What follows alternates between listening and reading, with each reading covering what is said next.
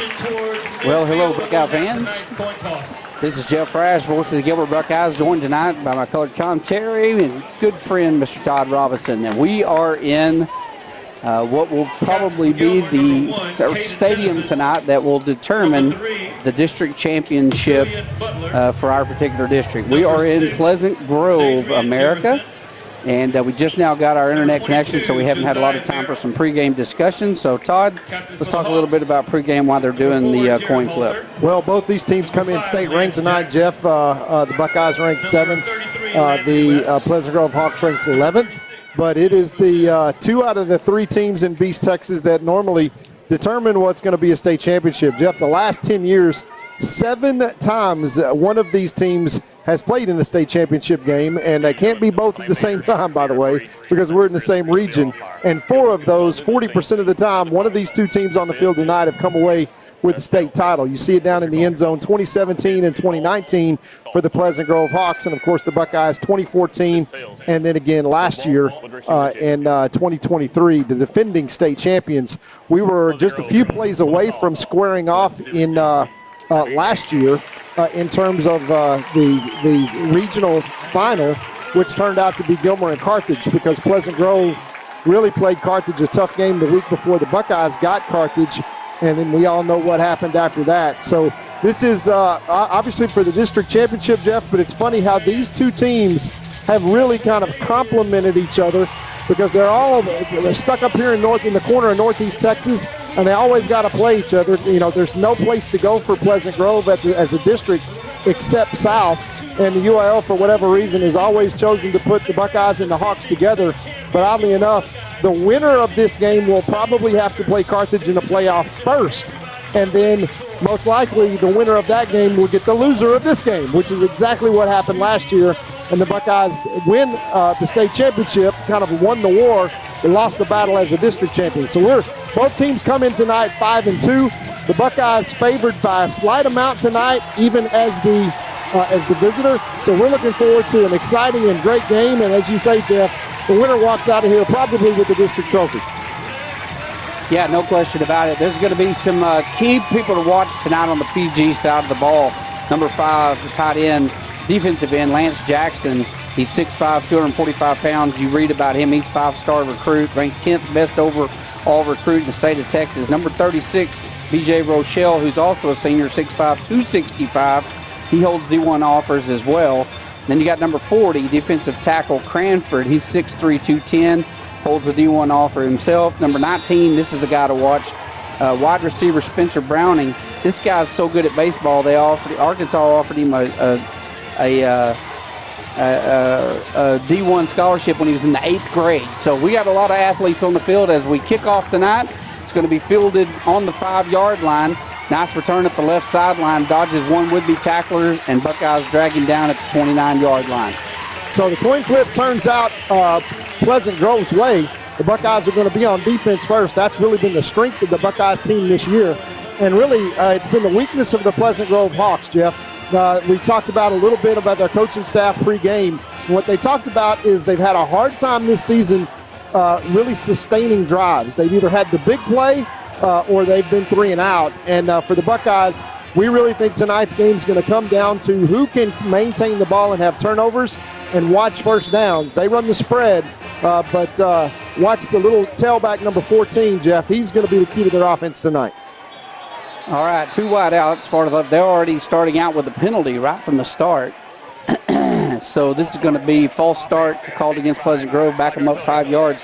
Todd, I think it's kind of interesting. In the past 8 years, Gilmer and Pleasant Grove each have won 4 district championships as members of the same district. So it just kind of gives you an idea of what we're up against tonight.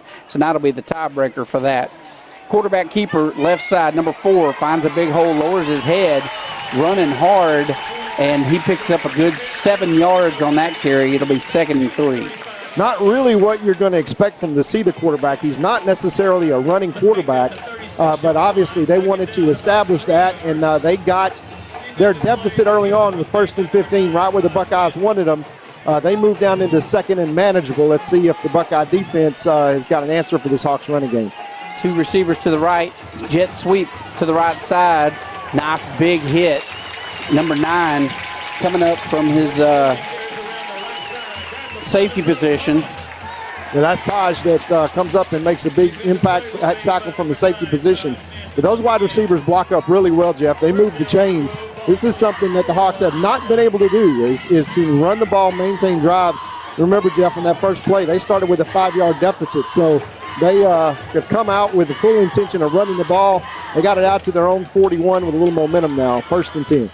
All right, 2 receivers wide to the left, 1 to the right. Here's the snap. Fakes the handoff. Quarterback keeper left side. Dodges one would-be tackler. And number 4 came to run the ball tonight. He got 6 yards on that carry. It's going to be 2nd and 4. Yeah, Jeff, you mentioned number 19 and number 4 for them. Both of those guys have been baseball players before. And they got them, Coach Gibson convinced them to come out for football. And both of them are seniors. But, Jeff, this team lost 16 starters from last year's quarterfinal, semifinalist team. And so they've really kind of been in rebuilding mode. 5-2, just like the Buckeyes. They haven't played the schedule the Buckeyes have. But they're keeping it on the ground so far here tonight. Here's the snap, dropping back, passing. Quarterback's going to have to run. He'll be sacked. Loss of about 3 yards. Nice defensive play there by the Buckeyes. And Todd, I would also point out, we're talking about they each have 4 district championships in the last 8 years. And that's great. You say, well, great, you got a good district there. There's only 2 teams any good. But think about this. In the past 10 seasons, Gilmer and Pleasant Grove have combined for 7 state championship game appearances and 4 state championships. Yeah, it all kind of runs through here, Region 2. And really everything in Region 2 since Carthage left this region runs through these 2 teams, and they square off here tonight. The Buckeyes get a big sack on 2nd down to put the Hawks into a passing situation. 3rd down and long. This is a money down for the Buckeyes, a good opportunity to get off the field early. All right, motion on the field. And they're going to back up. Yeah, they're going to back up. They don't like that. Maybe too many men in the backfield. False start. Another false start. Yeah, number 16. That's going to back them up 5. Number 16 is their big, tall, 6'5" wide receiver out here. He's man-to-man against Amari. But he jumped with all that motion that they trying to get a read on how the Buckeyes are going to play him. Unfortunately, they make their 2nd penalty of the night on this first drive and back themselves up into 3rd and long. Yeah, here comes the fade route, Jeff. It's pretty simple. They're going to look for number 5 and number 19 and try to hit the one deep on the Buckeyes. That's pretty much what you've seen on film. Yeah, Lance Jackson, number 5. He's the one to watch right here. Over the top, they hit number 16 for the 1st down. That was a nice 16-yard gain there by Pleasant Grove. Good route, and he is a big target, number 16. Yeah, Amari Morton on the coverage there, number 10. And we called that before. And that's just run to the sticks and then glance inside. Number 7, the safety, Brent Webb, has been run deep. And so Amari was kind of caught on that underneath route. They moved the chains on a big 3rd down conversion to get it into Buckeye territory to get in a sustained drive, something they haven't done all year. All right, another handoff, jet sweep, and he's tripped up. Number 26, McDonald, the first guy there to hit him, and he's going to lose 2 yards on that one. It's going to bring up 2nd and 12. And, Jeff, you see the challenge that Pleasant Grove has had really all year long. Controlling things on the offensive line has been very, very difficult. They're very, very young on the offensive line, lost a lot of starters. They got some really good size out there, but it's hard to contain and maintain drives when you get behind the chains as they are right here on 2nd and 12. But they converted last time.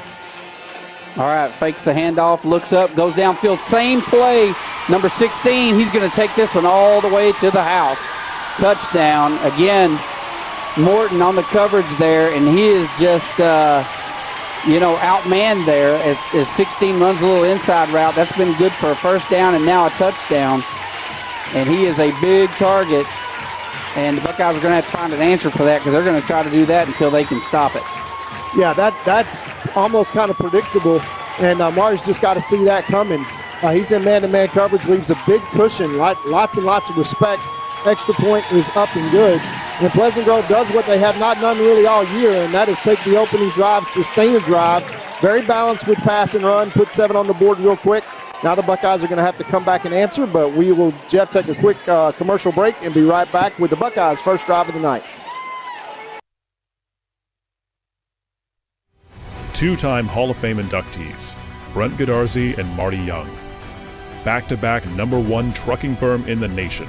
Back-to-back best attorney and best law firm in East Texas.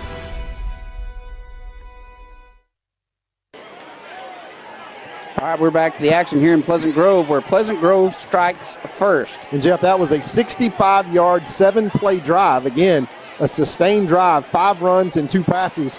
The passes were big, converting on the big third down and then on the touchdown, kind of picking on number 10, Amari Morton, on that. And so the Buckeyes find themselves in an early hole, 7:58 left to play before the Pleasant Grove Hawks. On their senior night, about as good a start as you could ask for. They've done what they hadn't been able to do all year, and now let's see if the Buckeyes can answer. Yeah, ate up quite a bit of clock there. 7:58 left to play in the first quarter. It sure went by fast. And they kicked this one right into the end zone, so that's going to come out to the 25 for the Buckeyes. They'll take over 1st and 10. Yeah, the receiving core for these Pleasant Grove Hawks, they've got a lot of targets. You saw number 16 there twice on the touchdown and the big first down. They also have the tight end, number 5, Jackson. And people that remember, what was it, Todd, 5 years ago, his brother came through here and ended up going, playing Division I football.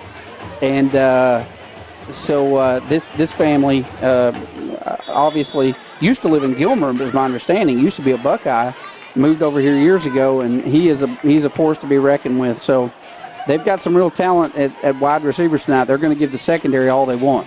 All right, here's the snap. Brady McCowan drops back, sets up a screen, complete to Amari Morton. Great defensive hustle there by the full tilt defense.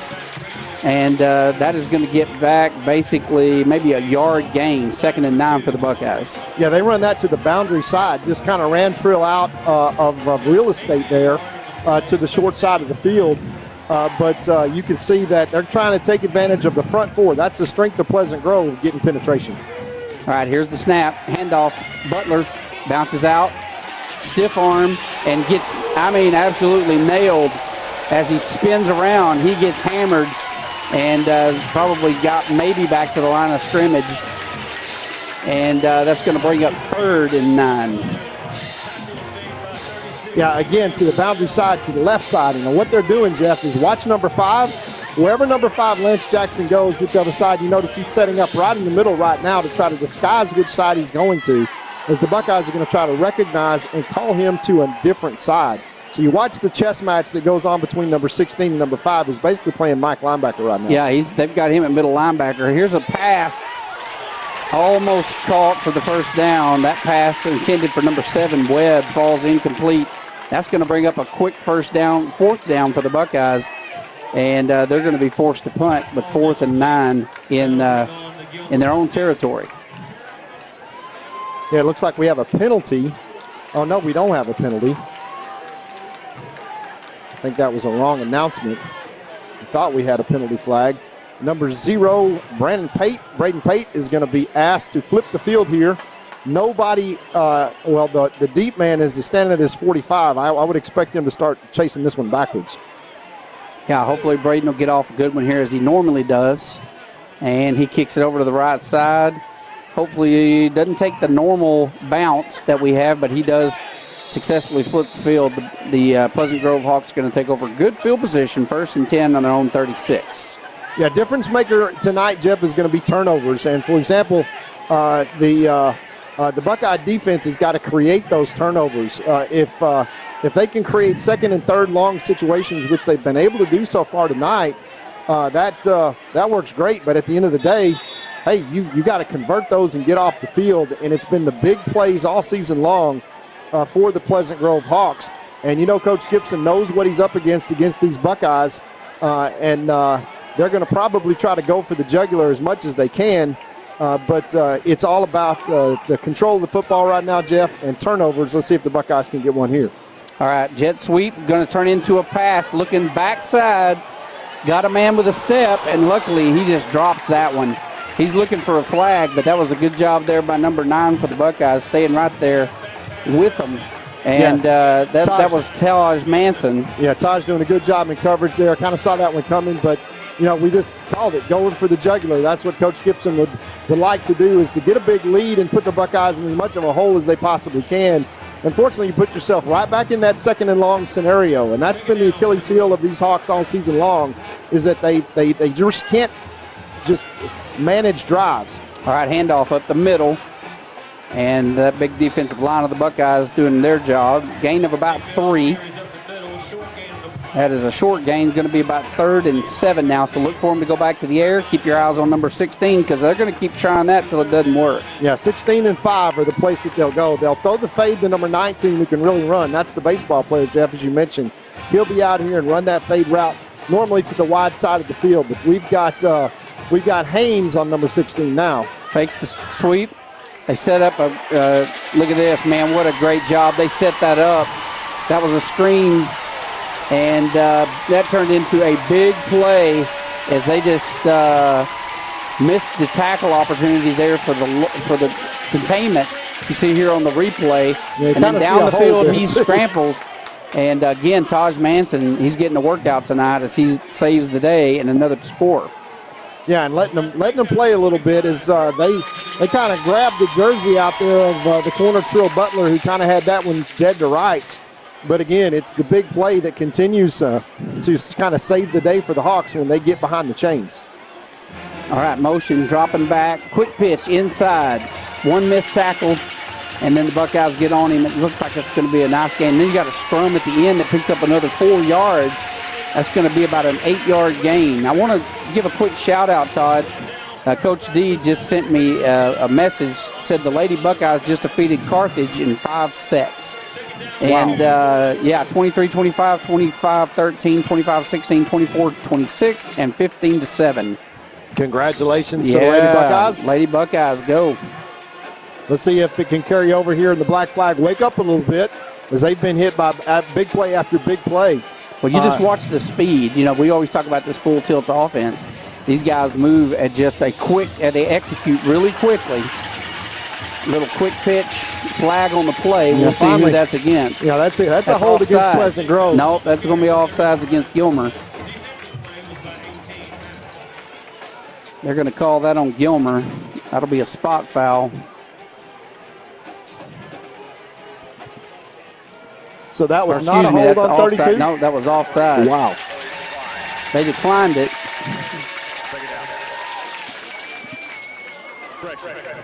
So it's looking like after that big gain there, they're going to move the clock. They're going to move the sticks, and they are dangerously close to another score here on the 13-yard line. And just watch the speed at which they execute. Every single player comes off the ball at 90 miles an hour. I mean, just compared to most schools that you play, you just don't see the quickness and the speed that these guys execute. All right. Oh, bad snap. Quarterback has the fall on it. That's a lucky break for the Buckeyes, as that's going to put them all the way back to the 25-yard line.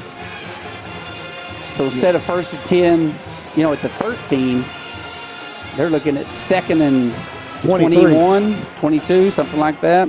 Yeah, it's second forever from their own 25. And this has kind of been their Achilles heel. They've hit 2 big plays on the Buckeyes, and that's something that has kind of been elusive for them so far this season. But these little mistakes have been, and here's another one that's got to be a flag. All right, quarterback interception. Number 7, Brandon Webb down the right sideline, and he is tackled around the 19-yard line, but that is a great break for the Buckeyes there. If you watch the replay here, and he just drops back, dumps one right over the top. Brandon Webb just goes to the top. He way overthrew that. It was intended for Jackson. And number 7. Yeah, they thought that was a broken play, Jeff. I kept looking for a flag, and I think the quarterback thought it was a free play and just kind of threw it up and threw it right to Brandon Webb. And you know that he knows what to do with it. Gives the Buckeyes a little life here as they defuse the threat and get the ball back with a chance now to answer. All right, handoff up the middle. Butler lowers his head, pops forward for a gain of 3 or maybe 4. And, Jeff, I thought tonight coming into the game, because of the skill and talent of the front 3 for the Hawks, it's all going to be about first down for the Buckeyes. Can we stay in ahead of the chains, and can we keep things right now just like they are, 2nd and manageable, 2nd and 7, and not make quick exits? That's our key to victory tonight, is control the football. All right, here's the snap. Quick pass from the backfield. Butler gets around the end, and he picks up maybe another 3 or so, depending on where they spot that one. And we'll take those because we'll just eat time and run down the field. 3:11 left to play in this first quarter. It's gone by super fast. And the Buckeyes Buckeyes looking at about third and a long 3. And, Jeff, they've only run 5 plays here in the first quarter. There's 3 minutes left in the quarter. So the quarter is 75% of the way gone. We've only run 5 plays. Well, pretty imperative that we pick up a first down right here. It's eerily familiar to last week's game in the third quarter where we had 5 plays in the third quarter, and that nearly bit us. And hopefully we'll be able to get a little bit more done here. We'll get our bad quarter out of the way. Here's the snap. McCowan rolls to his right side looking to pass. Nobody to pass to, and he decides to tuck it and run. He gets nailed at the line of scrimmage. That's going to bring up 4th and 3 for the Buckeyes. And in the field position they're in, they're going to have to punt once again. Yeah, just the lack of execution there on the Buckeye offensive front. We got the scramble. We got an opportunity to get the ball outside, and there's a receiver downfield. But again, you get penetration from the defensive line and forces McCown out of the pocket, and so it doesn't go quickly. And so you get to that point where just a few big plays. Right now, you've seen Pleasant Grove execute on 2 big plays and have 1 big mistake on the interception, and the Buckeyes unable to convert on third down, punting for the second time tonight. All right, good snap. And the punt is straight up in the air and unfortunately takes a Pleasant Grove bounce. But, again, number 9, who's having a good game tonight so far, Manson, he's standing there, and as soon as that ball starts bouncing the wrong way, he's there to pick it up. And so pretty good field position on uncharacteristically short punts for Braden Pate. He normally, that's an average high school punt. We're used to him punting 70 yards. Yeah. So it's kind of funny. When we say uncharacteristically, we're wanting NFL punts, But so that is great field position for the Hawks as they take over 1st and 10 from the 45, but it's better than being 1st and 10 from the 13.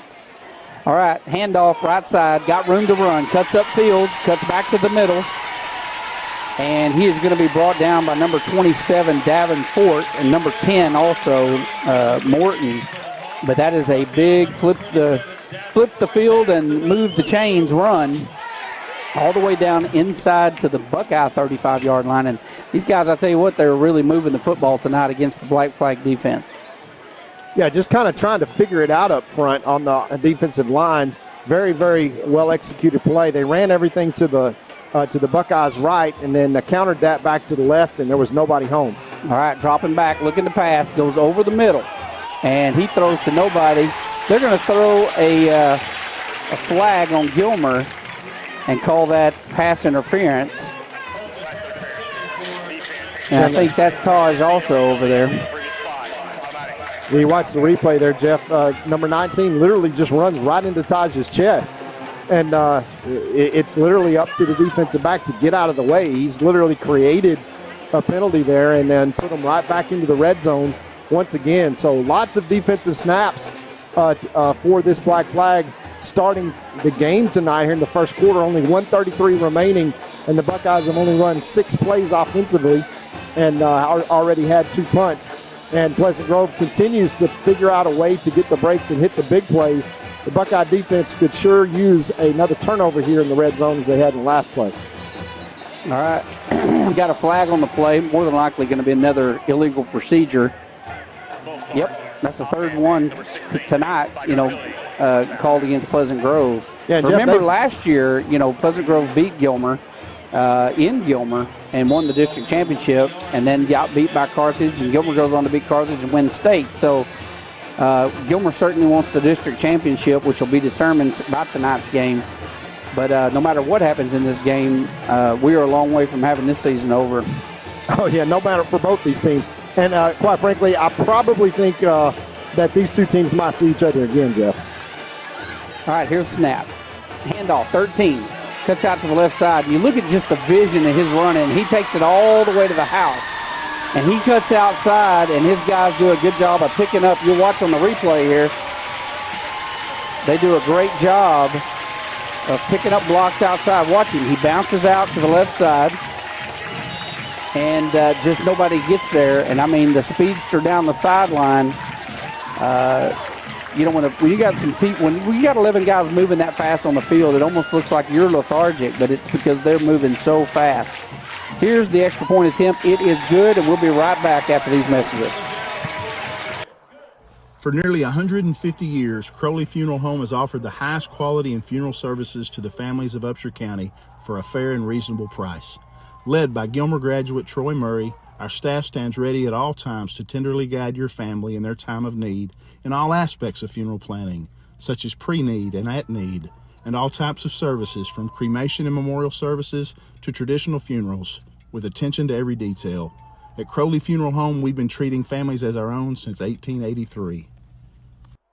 All right, we're back in Pleasant Grove where the Hawks are up on top of Gilmer 14-0 with 1:22 left to play in the first quarter. Gilmer needs to make some adjustments, which they are excellent at doing, and I anticipate them doing so very shortly. That's a 45-yard drive that took only 3 plays. Once again, the Buckeyes getting gashed on the big plays, and that's kind of been the story of the night so far. We'll see if the Buckeye offense can answer here and keep this a close game. All right, big kicker with a big foot all the way down to the 1-yard line. It's going to be returned, and we are going to be stuffed at the 12, maybe 13-yard line. That was number 3, Butler, on the return. He was trying to wait for a hole to open up. You got to, on the kickoff, when you've got those guys coming down there, you just got to get as far north as you can. And so Buckeyes kind of pinned deep in their own territory here. Let's see if they can get something offensively going. It only takes a couple of big plays here. Yeah, so, at 14-0, Jeff, not in a insurmountable lead this early in the game by any means. We just got to execute. All right, dropping back. Sacked on the 10-yard line. 2 defenders getting off their blocks and getting in there for the sack. As McCowan steps up, they were all over him right from the start. That big defensive line by Pleasant Grove so far controlling the line of scrimmage. 3 receivers wide to the right for Gilmer. Here's the snap. Quick pass, complete, out to the right side. Nowhere to go, a lot of black helmets. And he breaks loose somehow out there and gets probably 5 yards on the carry, or on the reception rather. So that's going to bring 2nd and 5. Well, it's a loss on the play, the previous play, Jeff, with the sack. That's going to bring up 3rd and 5. 3rd and 5, that's right. And once again, the Buckeyes in a manageable scenario here. Nobody hurt with 20 seconds left to play in this quarter, but the Buckeyes have to find a way to maintain the ball and get the ball out of their own end. Field position battle so far has been totally won by Pleasant Grove in the first quarter. And again, Jeff, the Buckeyes not yet to double-digit plays, as we may run this all the way down and play from the other end here as the first quarter comes to a close. And the Buckeyes going to be content to take their 3rd and 5 from the opposite end. We will crane our necks as we've been looking in one direction all night long so far in the first quarter. 14-0 Hawks, with the Buckeyes having an opportunity to convert on the 3rd down in the 3rd possession of the game coming up next.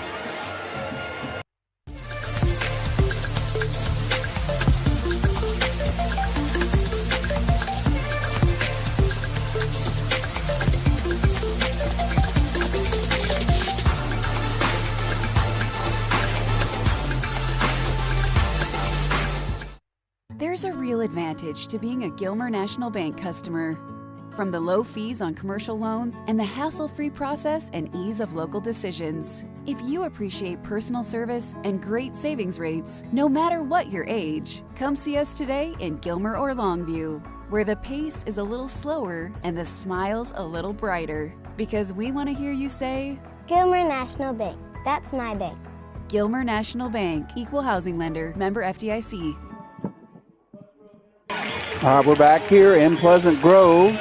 We are starting the second quarter where the Pleasant Grove Hawks lead the Gilmer Buckeyes 14-0. And so far, offensively and defensively, it has been all Pleasant Grove in the first quarter. Yeah, and big plays by the Hawks and missed opportunities by the Buckeyes. The one exception to that rule has been the interception by Brent Webb. But again, the Hawks, after a big play, were deep in Buckeye territory. Otherwise, this would be 21-0 already. The Buckeyes have to find a way to convert on 3rd down. All right, here's the snap. Drops back. And look at this. Look at that pursuit of the defense. You talk about a well-coached football team. I mean, that's a little inside slant route there to Webb, and the minute he catches it, he's got 2 guys on his back. Now that brings up 4th and 5. We have 2 missed blocks downfield. Not 1, but 2 missed blocks downfield. for a no gain. And a little lethargic there on the side of the Buckeyes. This is 3 straight drives offensively where we are pinned deep in our own territory. We cannot live off the leg of Braden Payton to keep flipping the field with 70-yarders here. But he is already punting for the 3rd time tonight. The Buckeyes have yet to log a first down in after 1 quarter of play. All right, here's the snap, a little bit high. Braden's able to pull it down, and this time he's going to get some roll on it. And that ball is going to check up around the 38-yard line of the Hawks. So Braden does a good job of flipping the field for us. Better punt on that, Jeff, but still excellent field position for Pleasant Grove, who have really had their way. They've gotten themselves behind the chains, had the same problems that they've had, with the exception being they've hit the big plays. And when you watch them on film, we've watched every play so far that they've had this season. They don't look a lot different, but they've just hit the big play on the Buckeyes. And it's kind of been one of those things so far that Pleasant Grove showed up ready to play and have executed in the 5 or 6 plays that have really mattered. And the Buckeyes have a couple of busted coverages. And with the exception of the turnover, they're going to have to match the intensity here and figure out a way to get Pleasant Grove off the field.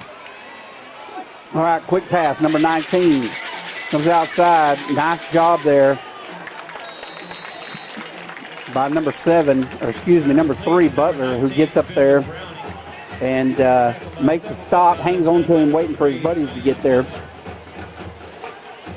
And that's the baseball player turned wide receiver and a baseball player, pitcher turned quarterback in number 4. And once again, Pleasant Grove gets 5 yards on first down. We talked about it at the top of the show. We were a little late getting on the air, but that was going to be one of the main points of contention for the whole game is look for first downs. The team that performs the best on first downs probably going to have the advantage. And so far, the Hawks tonight, minus the penalties, are at 2nd and 5. That's right where they want to be. All right, pulls up, quick pass. Little too low, intended for number 16 for the Hawks, falls incomplete. Going to bring up 3rd and 5. Yeah, now, Jeff, this looks a little more like what we've seen from Pleasant Grove on film. Not entirely accurate throws in the short game. Now, that quarterback is excellent throwing the deep ball, but in short routes, just a couple of mechanical problems that have kept him from really kind of delivering consistently to his receivers. And so you see that kind of low throw. And again, once again, the Buckeyes have an opportunity to get off the field here with 3rd and 5. They need a positive play for the defense and a negative play for the offense. These are the plays that Pleasant Grove has been able to convert so far. All right, 3rd and 5. Handoff, fakes the handoff for the jet sweep. Ball's on the ground. I think Buckeyes got it. That is exactly what we've seen, is we've just seen Pleasant Grove in those big moments unable to convert. It is Buckeye football. Number 26, McDonald, gets up off the pile. That is created by number 54, Hagler. And now the Buckeye offense with an opportunity here with 10 minutes left to play in the 2nd quarter, trailing 14-0, yet to log a first down. Now is when they need to take momentum by the kind of the scruff of the neck, as we say in East Texas, and convert this here into a score and get a little momentum going back as the Hawks have had all of it here to start the game tonight. All right, 3 receivers wide to the left, 1 to the right, 1 back in the backfield. It's Butler.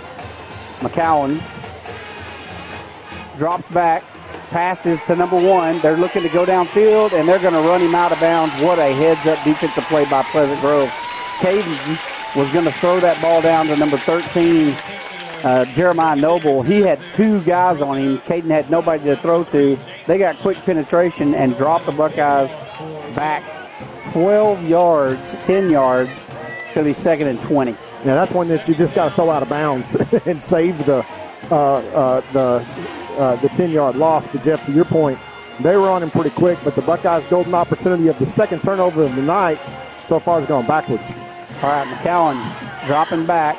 Out route, complete. Number 7, Brendan Webb, fighting his way down the sideline, and he's going to take it. Nope, ref says he stepped out. We're going to watch that on replay. It was close, Jeff. I was watching him. Yeah, I thought he was inside.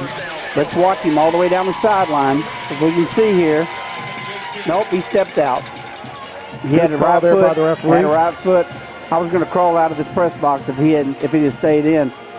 But that was a good call by the ref. He took 1 step outside But a nice run there, big play, biggest of the night so far for the Buckeyes on the legs of Webb. Handoff up the middle, number 19, Zay Taylor. Nowhere to go. That defensive line's just collapsing the line of scrimmage. Yeah, it just takes too long for that play to develop, Jeff, and they're trying to pull number 75, Cano, from his guard position up into the hole, but the defensive tackle on the backside can run that down from behind just because that play just takes a second too long to develop.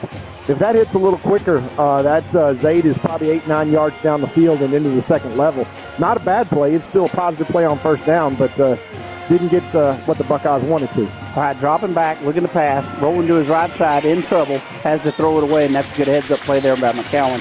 And also, Todd, my wife, Dina Rash, sitting home watching the game tonight, she wants to make sure that we articulate Brendan's name correctly. It sounds like we're saying Brandon or something, and she's not happy with that. And I'm so glad to have her as my special helper because I don't know what I would do if I weren't married and had my special helper. Yes, we will take the critique. But she helps me drive too sometimes, Todd. When I'm not doing good, she tells me. And I'm so grateful. We all have our driver helpers, don't we? I know. I'm awesome. It's awesome. 3rd and 9. I love you, Dina. I love you. Probably 4-down territory here for the Buckeyes. Down 14-0, but if they pick up 5 or more yards, if they don't pick up 5 or more yards, again, and that's where the Buckeyes will take a timeout and talk about it. We'll take a break and be right back. At Farmers Insurance, we've seen almost everything, so we know how to cover almost anything, even a rock and wreck.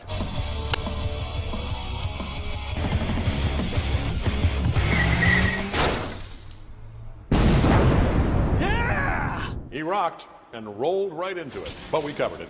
At Farmers, we know a thing or two because we've seen a thing or two. We are farmers. Bum, bum, bum, bum, bum, bum.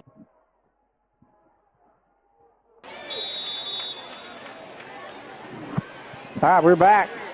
Pleasant Grove, Gilmer has the ball driving. 3rd and 9. Need a conversion right here. Heavy pressure. Pulls up and has to just throw it down. As, I think that was Jackson in the backfield. Yeah, that was Jackson. But he came out of nowhere. And, I mean, McCowan did a good job just to get that ball away. And as the book said, Jeff, we didn't get 5 yards on that play to make it within 4th and 5 to consider going for it. So we're going to try a long field goal here. This is going to be a 35-yarder by number 0, Mr. Pate. Number 1, Caden Tennyson in on the hold. Very makeable kick, but the Buckeyes need to get at least on the board here to break the ice. All right, waiting for the snap. Good snap. Kick is up, and Pate is electric. Right through the middle. That'll be 3 points. And we got a flag down on the other side, Jeff. It is offsides. And let's see if Coach Metzel decides to take that or just decline it, which we probably will. This will be interesting. We're declining. Yeah, he's going to decline it. Keep 3 points. So we got 8:20 left to play in the first half. Pleasant Grove leads Gilmer 14-3. We'll be right back. At First National Bank, together we're better. We're a regional bank, big enough for all of East Texas, that cares and is invested in the people and communities we serve. With the strength and services to meet the needs of every customer, big or small. From business financing for big companies and small mom and pops to our family of personal banking customers. First National Bank of East Texas. Together, we're better. And we think that's kind of a big deal. All right, we're back. Pleasant Grove, 14-3 with 8:20 to play. Let's go over a few first quarter stats. Dominated by Pleasant Grove. 8 first downs for Pleasant Grove, 0 for Gilmer.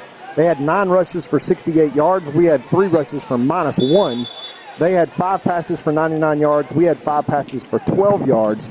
So hopefully the second quarter numbers look a little better. But 14-3. That is about as good as you can play a football game for Pleasant Grove. Yeah, and still not dominant on the scoreboard just yet. All right, Pooch kick. Fielded on the 25-yard line. Buckeyes get down there quick. They blow it dead. It's because he made a fair catch and then he ran with it. That actually should be a flag. I didn't notice him calling for the fair catch, but obviously he did. Yeah, and if he made a fair catch and then ran with it, that actually is supposed to be a delay of game flag. But Yeah, unless you're from Iowa State. Yeah, they're not going to call that one. Yeah, they're not going to call that. So the black flag got them deep in their own territory for the first time really all night as that comes out to the 25 with a fair catch, taking about the 22. So they pick up 3 yards. And Pleasant Grove, which is offensively executed very well so far, starts in the worst field position of the night. All right.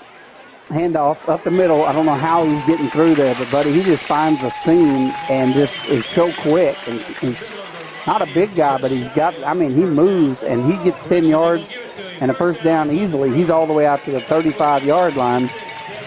And they are just getting the holes they need open.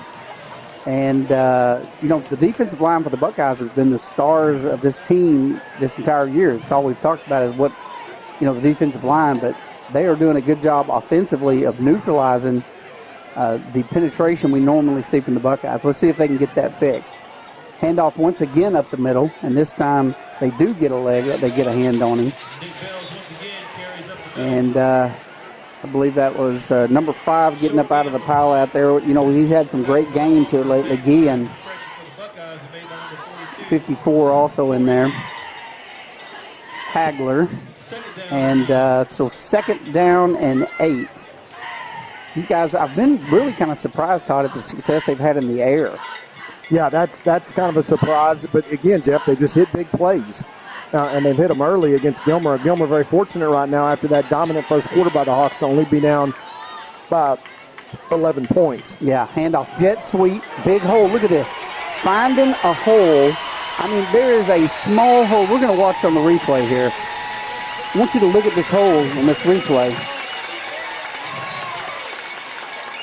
Yeah, Hagler missed the tackle, and so did number 5, Guillen. There's just a seam right there.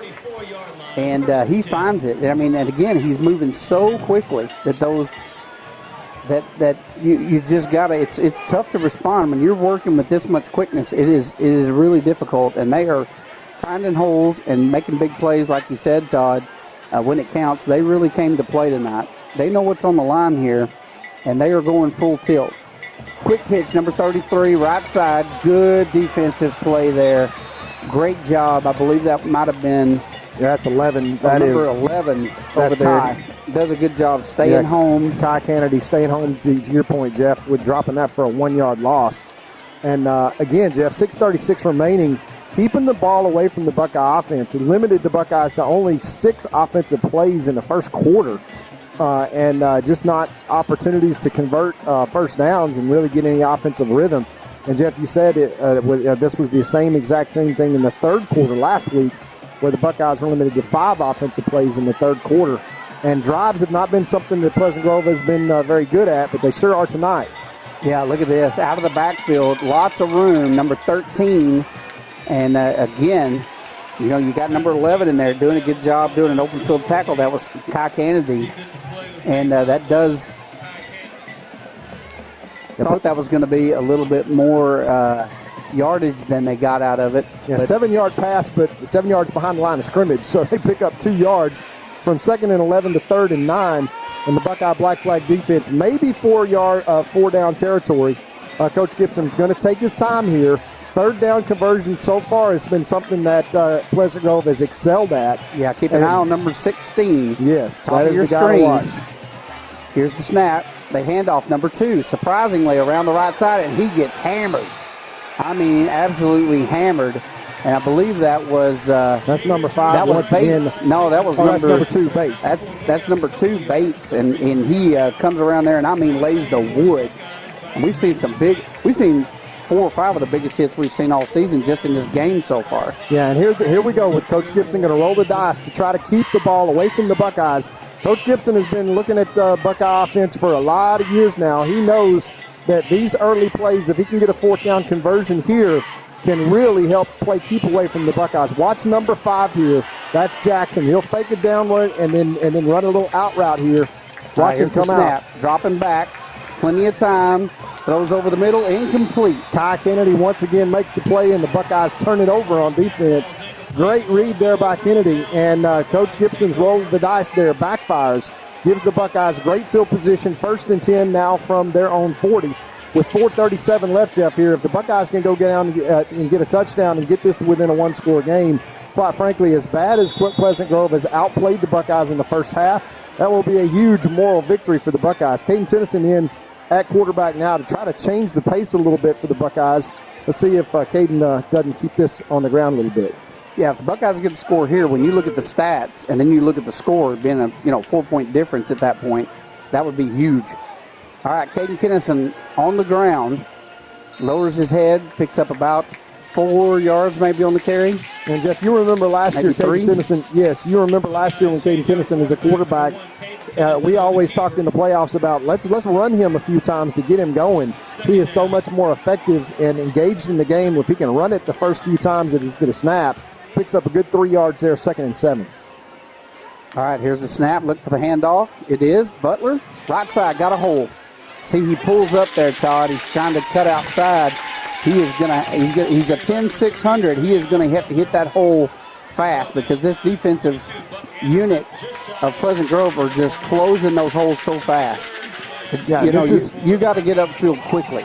This probably is 4-down territory here, provided the Buckeyes don't go backwards.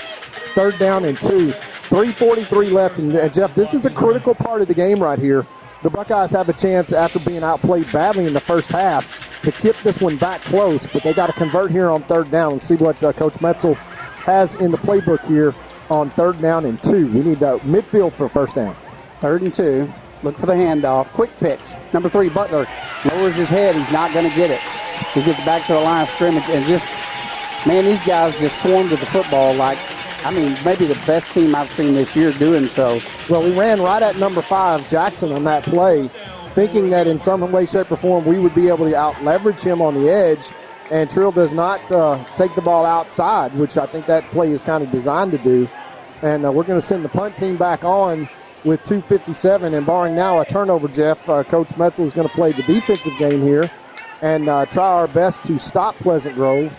And hold them to only 14 points in the first half. Unfortunately, Jeff, with only 2 minutes left, we probably aren't going to get another chance to run any more offensive plays. Conversion's the name of the game for the Buckeyes in the first half, where we've just been awful. All right, a great punt by Braden Pate here. Takes a big bounce, and he is going to be inside the 10 to the 7-8 yard line. So that is a great punt, 13-yard line. Nice punt there by Pate, getting it downfield. So here comes the full tilt offense. They've got 2 minutes and 24 seconds to try to get something done. The Buckeye defense definitely needs to stand strong, or preferably, Todd, a turnover here would be fantastic. Yeah, we've got 3 timeouts, Jeff, so we can stop them and try to get another possession deep in our own territory. But once again, Jeff, so far tonight, the Hawks have executed and the Buckeyes have been about 1 step slow. And that 3rd down opportunity, 3rd down and 2, was a huge play in the game. Let's see if we have a chance to look back on tonight's game and say, how important that was. But for now, the Buckeyes got a good opportunity to keep Pleasant Grove deep in their own end. Handoff up the middle, Hagler all over it, drops him for a loss. And, eventually, Todd, and you see this often, Buckeyes are so good at making defensive adjustments. These teams kind of run their playbook at you, have some success up front in the beginning, and then all of a sudden they kind of run out of the playbook like, oh, crud, they've got that dialed in, that dialed in, that dialed in. They start running out of things to do. And Buckeyes doing a good job the last 2 defensive stands against the Hawks. Yeah, and going backwards here again is not where Pleasant Grove wants to be behind the chains. 2nd down. Let's see if they put it in the air. 2nd and 12. Once again, flag. They take a timeout. No, timeout. Let's take a timeout also. We'll be right back. When tragedy strikes, you don't want to be in a position where you're second-guessing your lawyer ability or the resolve to get you fairly compensated. When you hire Goddard & Young, you know you're hiring a law firm that has nationally ranked settlements and verdicts. We have over 2 decades of experience holding 18-wheeler companies accountable for their negligent action. Don't make the mistake of hiring anybody else. Hire the best. Hire Goddard & Young.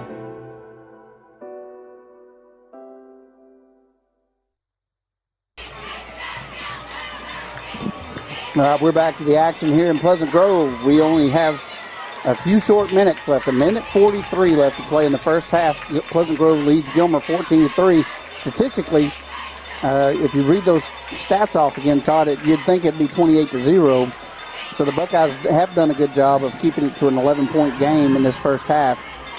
And I look forward to the adjustments they'll make at halftime and come out, and it'll be a different game. Yeah, we'll see if that 3 points winds up being the difference in the game. But the defense has kind of figured it out the last couple of series. Pleasant Grove going backwards, but they're going to see the kitchen sink right here.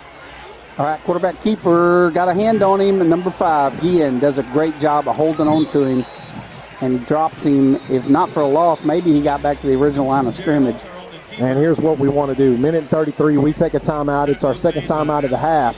Our first time out of the half. Yeah, that first one was courtesy of Pleasant Grove. That's correct. That was the referee actually respotted the ball. So the Buckeyes now have them in 3rd down and 14. And, Jeff, now the pressure comes on Coach Gibson and the Pleasant Grove Hawks. So you're deep in your own territory. You've already had the ball intercepted one time tonight. You've turned it over again as a fumble. The Buckeyes very rarely are going to find themselves in a half where they're 2+2 in the turnover side, which, again, we said was going to be key to the game. But they're trailing 14-3. So for the Buckeyes, it's about right now figuring out a way to get this stop, and then at least with one timeout left. Once again, excellent clock management by Coach Metzel. But the boys got to execute. That's the key thing. So far tonight, Pleasant Grove has executed on nearly everything that they've tried to do, with the exception really of these last 2 series. That, as you said, Jeff, the defense has kind of woken up in their front and really been able to dominate. Now they've got Pleasant Grove in a very, very uncomfortable situation deep in their own end zone. Let's see once again if Coach Gibson tries to go for the deep fade and then punt out of their own end zone, but that's kind of what I expect. Watch for number 13 down here close to the edge.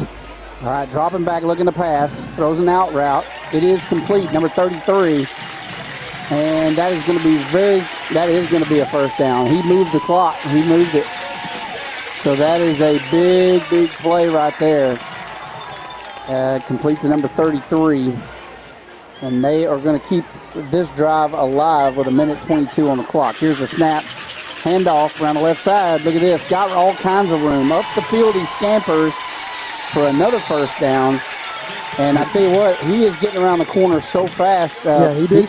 There was a hold right there on number 5. That's why it just did not get called. 33 the back, if you see a replay, came in and just grabbed Ginn. And Ginn's he's throwing his hands up saying it was a hold. It was a hold. But the referee's letting them play here with a minute 13. The Buckeyes went from 3rd down and 15 to a conversion, and then a second conversion. Now it is Pleasant Grove that is threatening to be a scoring threat. Pick 6 would be great right here. Number 19 on the reception, cuts outfield, gets to the 50 for a gain of 2. 106 still on the clock. And they're going to take a timeout. We're going to do the same. We'll be right back with the conclusion of the first half. It's gonna be alright. How can you tell? I feel it in my heart. It's gonna be okay.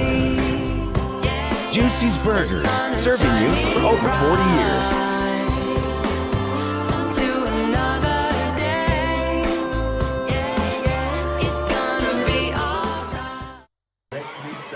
All right, we're back to the action here in Pleasant Grove. Once again, a minute 3 left to play in the first half. Been a very fast first half of play, 14-3. So far, it's been all about Pleasant Grove in the first half. Buckeyes starting to kind of get a rhythm here with the defense. They're starting to kind of figure out, especially up there, those front 4. But they have completed way more passes than I anticipated coming into this game. 1 receiver wide to the right, 2 to the left, 1 back. Motion, number 2. Takes the handoff, drops back, looking to pass. Overthrows number 2. That'll stop the clock. 2nd and 8.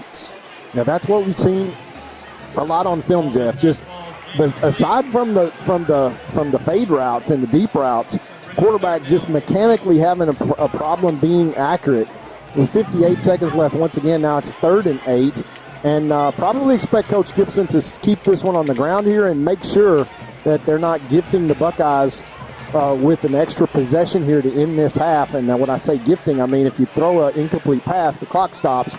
Coach Metzel right now with 2 timeouts left and wanting to kind of save those. But this is another big third down, and Pleasant Grove has done nothing but convert so far tonight. All right, here's the snap. Handoff up the middle. Number 5, Gien, there quickly at the line of scrimmage. Maybe a gain of 1. And that is going to bring up 4th and 6. Yeah, now I think what you see from Coach Gibson, Jeff, is they run the clock down and then take a big shot, a big play shot. So they will keep number 19 in. And watch number 19 as they will let this clock run down. But this is going to be a long fade. This is going to be number 19 versus number 12. And that is Mr. Haynes down here on the bottom who's got man-to-man coverage. Mr. Morton up there on man-to-man coverage in number 16. We're in cover 3. Brent Webb is back deep at safety. He's obviously going to back up. But they're going to let this run down and take one shot, and it's going to be a big play down the field. Yeah, they got 5 seconds left on the play clock, so are they waiting to take a timeout here? Yeah, they're taking a timeout. We'll take one more. We got 3 seconds left on the play clock. They're going to come back and just take a shot for the end zone. We'll take one more break, and that'll be the conclusion of the first half. Texas Heritage National Bank would like to invite the Buckeye Nation to visit our new full-service bank in Gilmer. We are conveniently located on Highway 271 and Redbud Street with a brand new facility ready to serve our friends and neighbors. We offer competitive rates on all of our deposit products, as well as some great options for business financing to help your business grow from 5 employees to 500 employees. Texas Heritage National Bank would also like to take this time to thank all of the teachers, administration, and school board for investing in the future of our kiddos. We would also like to wish all of the student athletes a wonderful and safe year. Come see us soon. All right, we're back in Pleasant Grove with 3 seconds on the clock. That'll be concluding the first half of play. And Pleasant Grove is on their way back. Todd, a lot of people don't realize they think about Carthage all the time. Everybody talks about, oh my gosh, Carthage, that's the Super Bowl. Gilmer, Carthage, and Pleasant Grove are all a touchdown apart every year, it seems like. I mean, they're just 3 powerhouse teams. And I'm going to tell you, Pleasant Grove this year, every bit as good, I think, as last year. Now, look at this. You got Jackson throwing a wobbly bomb, and it is knocked down. And that is going to be the conclusion of the first half with Gilmer trailing Pleasant Grove 3-14. We'll be right back with the Juices halftime show in just a few minutes.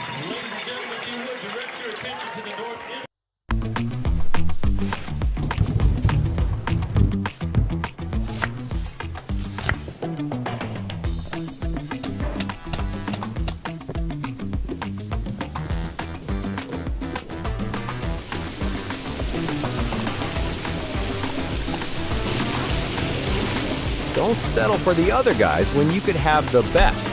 Only at Juicy's. Andy Tye, Jonah Brown, Heath Wood, Tanner Flores, William Thompson, Gabrielle Allman, Eldon Braza, Gabrielle Erie, Lindley Henderson, Caroline Schiff, Hensley Patterson, Cambry Jackson, Marley Hack, Morgan Yost, Stanton Crossland, Lauren Walker, Corey Williams. This team is led by head coach Eric Pickett and assistant coaches Andy Allen and Craig Collins. One big hand for this year's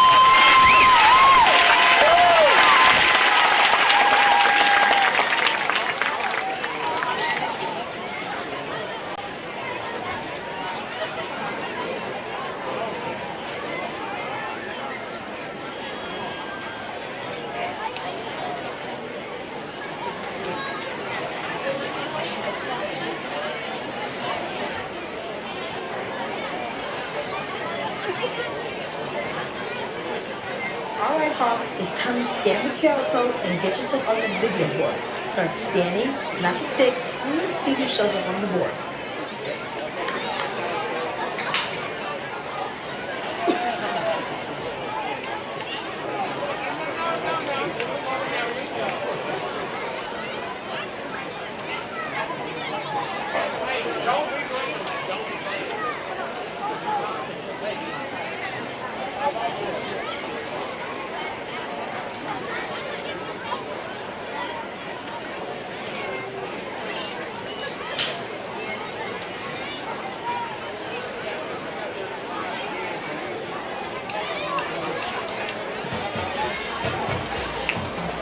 Ladies and gentlemen, introducing the award-winning Gilmer High School Stars Drill Team, directed by John Lane and Taylor Bodie.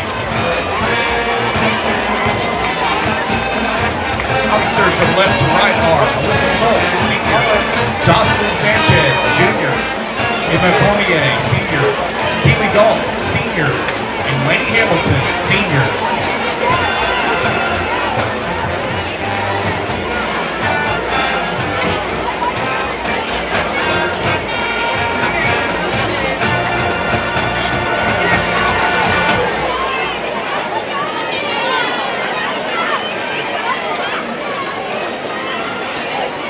Star of the week is Gina Ruiz.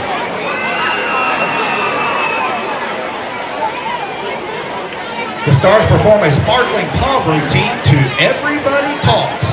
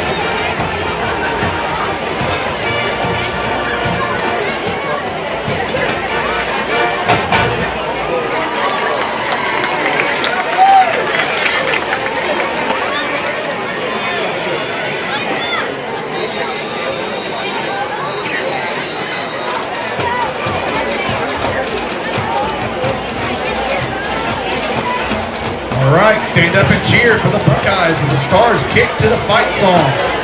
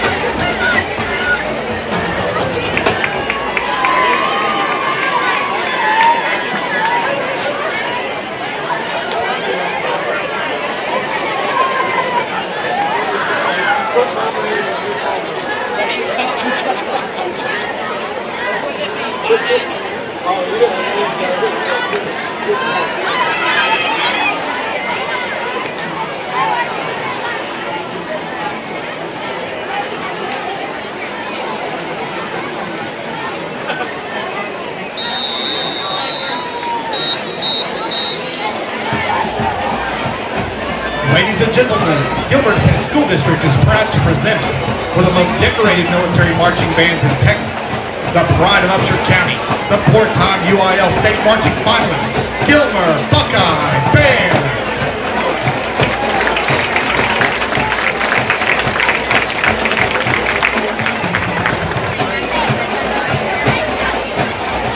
And now we feature the GHS Majorettes as they perform a tour routine to the Bon Jovi hit, You Give Love a Bad Name.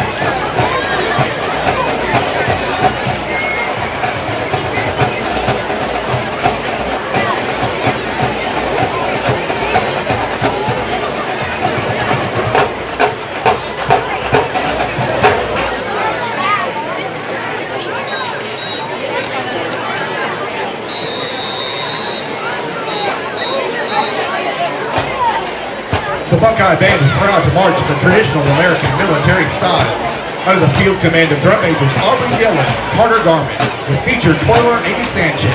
The band steps off to a trepid fanfare by Larry Ward, Ingrid Cargill by Alex Lithgow, Gentry's Triumphal March by Fred Jewell, Tropic to Tropic by Russell Alexander, the Caisson Song arranged by Larry Ward, and St. Julian by Arthur Hughes.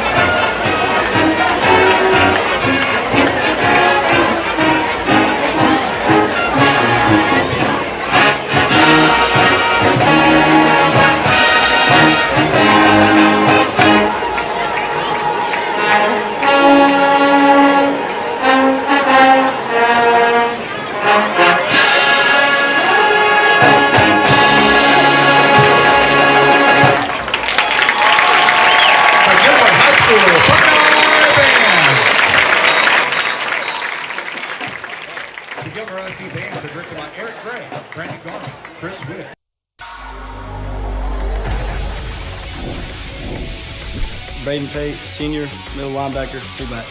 Caden Tennyson, class of 25, senior, corner, and quarterback. Grayson Bates, class of 25, inside linebacker, fullback.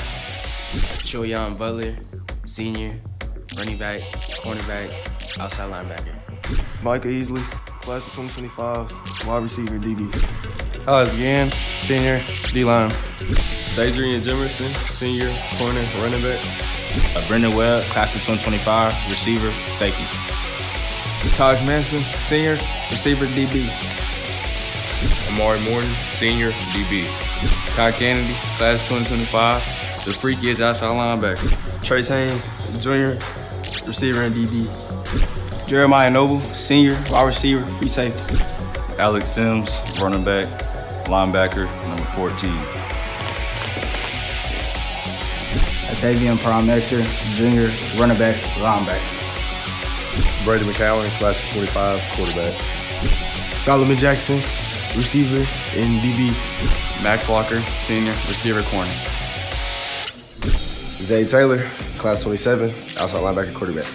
Mason Denton, senior, fullback, inside linebacker. Drake Smith, class of 2026, receiver, DB. Josiah Merrill, senior, running back, outside linebacker. Jerry Dean, senior, middle linebacker. True Griffin, 11th grade, running back, corner. Devin McDonald, junior, middle linebacker. Gavin Ford, junior, corner receiver. Dylan Griffin, I'm a junior, and I play outside receiver and safety. Raylan Hawkins, junior, running back and outside linebacker. Sidney Duhoy, running back, corner, senior. Marion Ingram, junior, outside linebacker and running back. Hudson Wynn, I'm a senior, and I play D-line. Xavier Reed, I'm a senior, and running back and inside linebacker. John Henry Gilo, inside linebacker, fullback, junior. Klein Lindsay, senior, fullback, and outside linebacker. AJ Johnson, junior, inside linebacker, fullback. Zach Robinson, junior, running back, middle linebacker. Trey Lee, junior, D-line and tight end. Traylon Jones, class 2026, DN, fullback. Davion King, sophomore, D-line, fullback, and tight end. Corbin Jones, junior, inside linebacker. Jeff Bates, junior, DN. Michaelan Granville, class of 2027, D-line, fullback. Jaden Holiday, I'm a junior, play outside linebacker and fullback. Jonah Owen, junior, inside linebacker, fullback. Malachi Johnson, junior, D-line. T-Bone, I'm a senior, and I play defense and offensive line. Justin Anderson, O-line, D-line, senior. Noah Fothery, junior, O-line, D-line. Tyler Hagler, class of 2026, defensive line. Jackson Neely, junior, O-line, D-line. Hunter Burney, O-line, D-line, senior. Brett Williamson, junior, O-line, D-line. Fernando Delgado, I play D-line, and I'm a senior. Aiden Summers, senior, O-line, D-line. Rylan Jones, junior, O-line, D-line. Chance Walker, junior, O-line. Felipe Rocha, senior, O-line, watch out. Ryan Andrews, senior, O-line. Ismail Kamara, sophomore, offensive tackle. Lucas Cano, senior, O-line. Sammy Stone Williams, junior, linebacker, running back. Jaden Thomas, junior, wide receiver and cornerback. Kelson James, junior, punter, kicker. Miguel Castaneda, junior, kicker and wide receiver.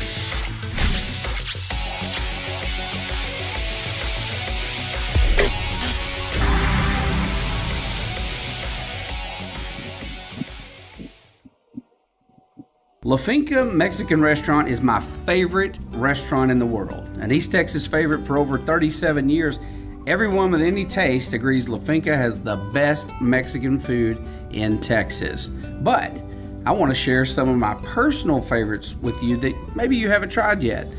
Dina and I both love the ribeye steaks at La Finca.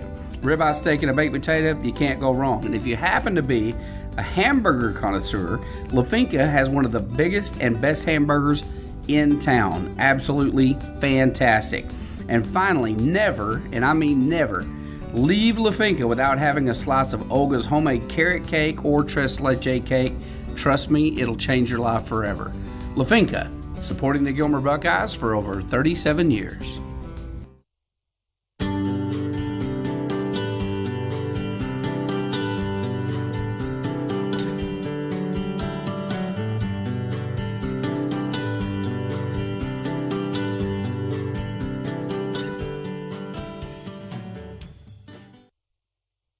Chad Burkhalter and Gary Vestal are your Gilmer Edward Jones financial advisors.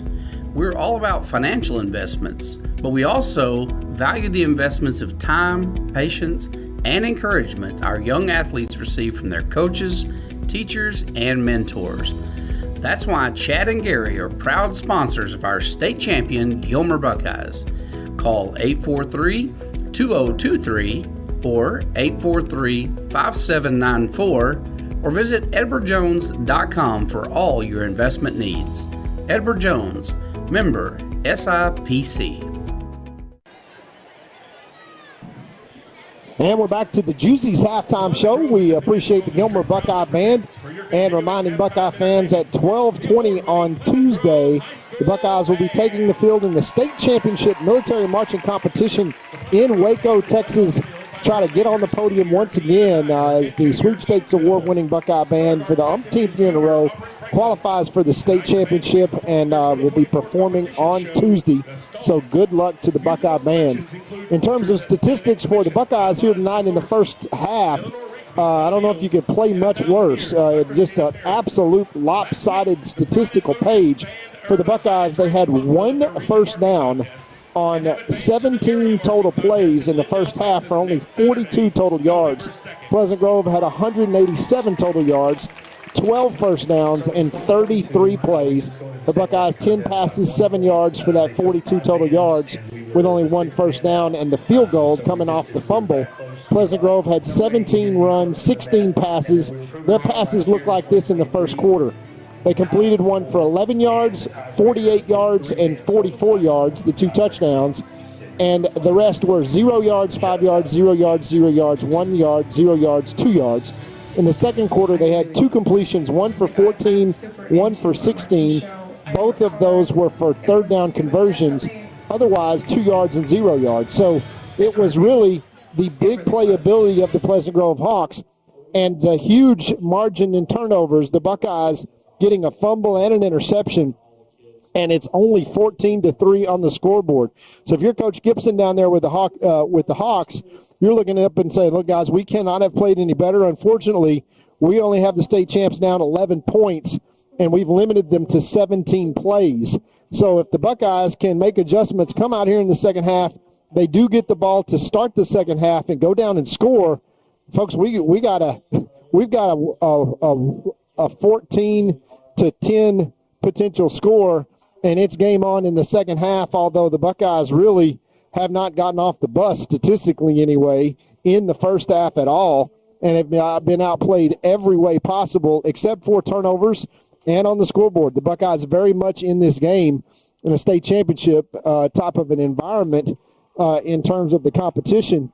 Pleasant Grove has played very well, but quite frankly, they're just one step ahead of the Buckeyes, a little bit typical in terms of what they've done all season and what we've seen on film.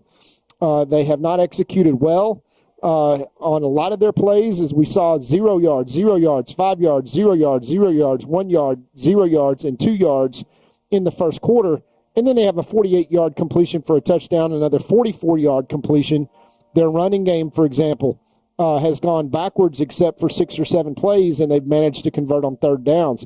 So they've had a hard time completing drives all season long, but they've managed to convert on third downs despite the same penalties that they've seen to put themselves in second and third and long. The Buckeyes doing a much better job in the second quarter and getting them off the field and getting them in those same long situations. So the Buckeyes very fortunate to have played as poorly as they did in the first half, but only have a 14-3 deficit on the scoreboard. And once again, we get into a situation where the Buckeyes get the ball to start the second half. If they can go down and score, it's a 14-10 game, and it is just game on. Everything completely changes down to one possession with an entire half to play. So very much a lopsided game so far on the stat sheet, not so lopsided on the scoreboard, and the Buckeyes have a chance to come out here and really make amends and change the nature of this game to start things out. So to continue with the Juicy's halftime show, once again, we want to say good luck to the Buckeye Band. We're going to take a few minutes to recognize our sponsors as we went to a very, very quick first half and come back and kick things off, hopefully for a Buckeye opening drive for a touchdown to get us back into this ball game and make things interesting and start tilting that stat sheet. We'll be right back with the Juicy's halftime show right after these messages. Need an oil change? Try the new Buckeye Express Lube, 1 mile from Gilmer on Highway 300. Oil and filter changes, fluid top-offs, multi-point inspections, and tire rotation and repair are just a few of the services they offer. Best of all, you can watch TV and enjoy a complimentary snack while you wait. Jason Horton, a former Marine, thank you for your service, has over 30 years of experience in the business and guarantees the best service in town. Next time you need an oil change, think Buckeye Express Lube on Highway 300.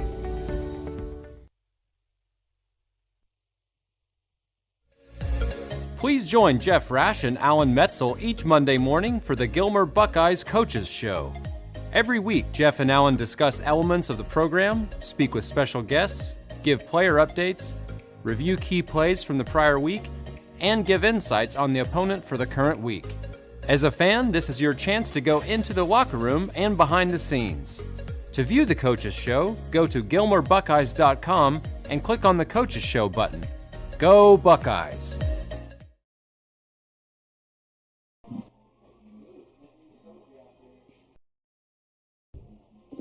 Back to the action here with the Juicy's halftime show. Once again, the Buckeyes trail 14-3 here in Pleasant Grove. But once again, from a halftime statistical standpoint, a dominant half there by the Pleasant Grove Hawks.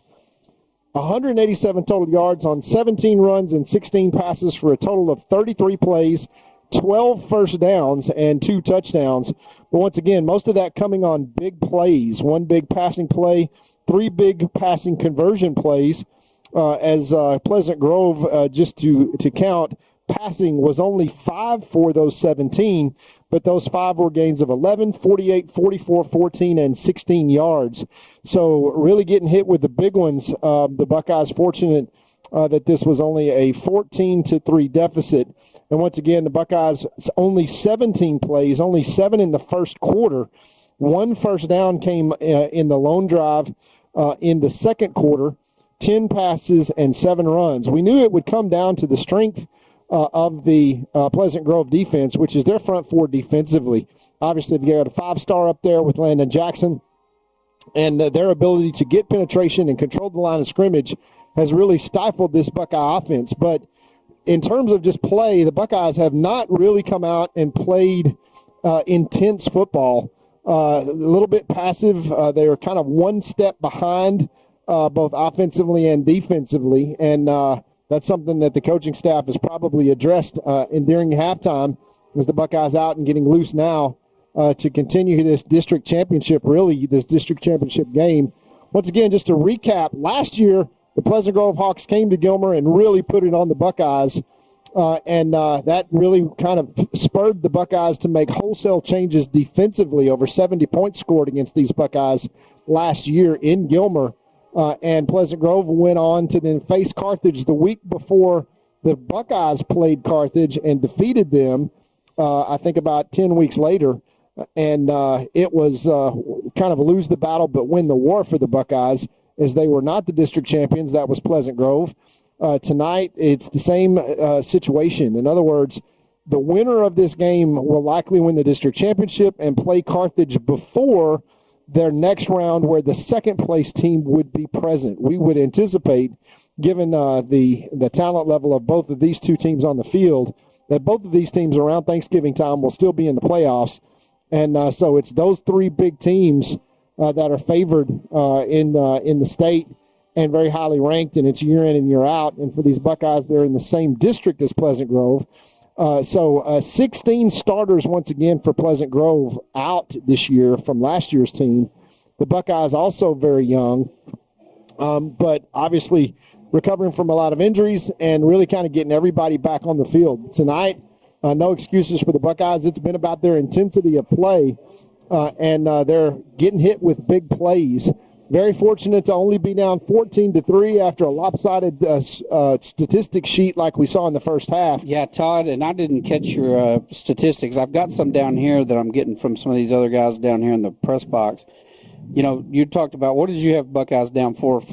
We had 42 total yards on 17 plays with only 1 first down. Yeah, Pleasant Grove 187 yards and 12 first downs on 33 plays. Yeah, down here they're reporting 237 yards and 12 first downs for PG. So either way you go, what you just said is the story of the night so far, actually, the fact that we're only down 11 points with those kind of stats. I've never seen Gilmer be held to 44. We got 44 yards and 1 first down. If we've been doing this 23 years, have you ever seen that happen before? Yeah, and well, the 2 times, ironically, have been against Pleasant Grove when they've taken the ball and really executed on long drives. The Buckeyes' saving grace tonight, and the reason that the score is so close is because of the 2 turnovers. We knew that turnovers were going to play a role tonight. The Buckeyes +2 on the night. And, Jeff, that's why the score is so close, because of the other stats are so lopsided. And just, we all sound pessimistic, but quite frankly, the Buckeyes extremely fortunate. They're going to receive the kick to start the second half, Jeff. If they can go down and put a drive together, as we've seen them do 3 drives in a row last week against nobody makes adjustments, like the Buckeyes do. Our coaching staffs go in there, they're watching what's going on, making notes. They'll go in, you'll see them. You started seeing adjustments being made, especially on the defensive side of the ball, in the second quarter. They started kind of getting their number a little bit and shutting down the run. And I can't believe how effective they've been in the air tonight. Didn't really anticipate that. But the Buckeyes already making adjustments. And well, Jeff, let's visit that for just 1 second to make a point, okay? So of 17 passing plays, the Pleasant Grove Hawks only completed 5. But those completions were all on third down for 11 yards, 48 yards, 44 yards, 14 yards, and 16 yards.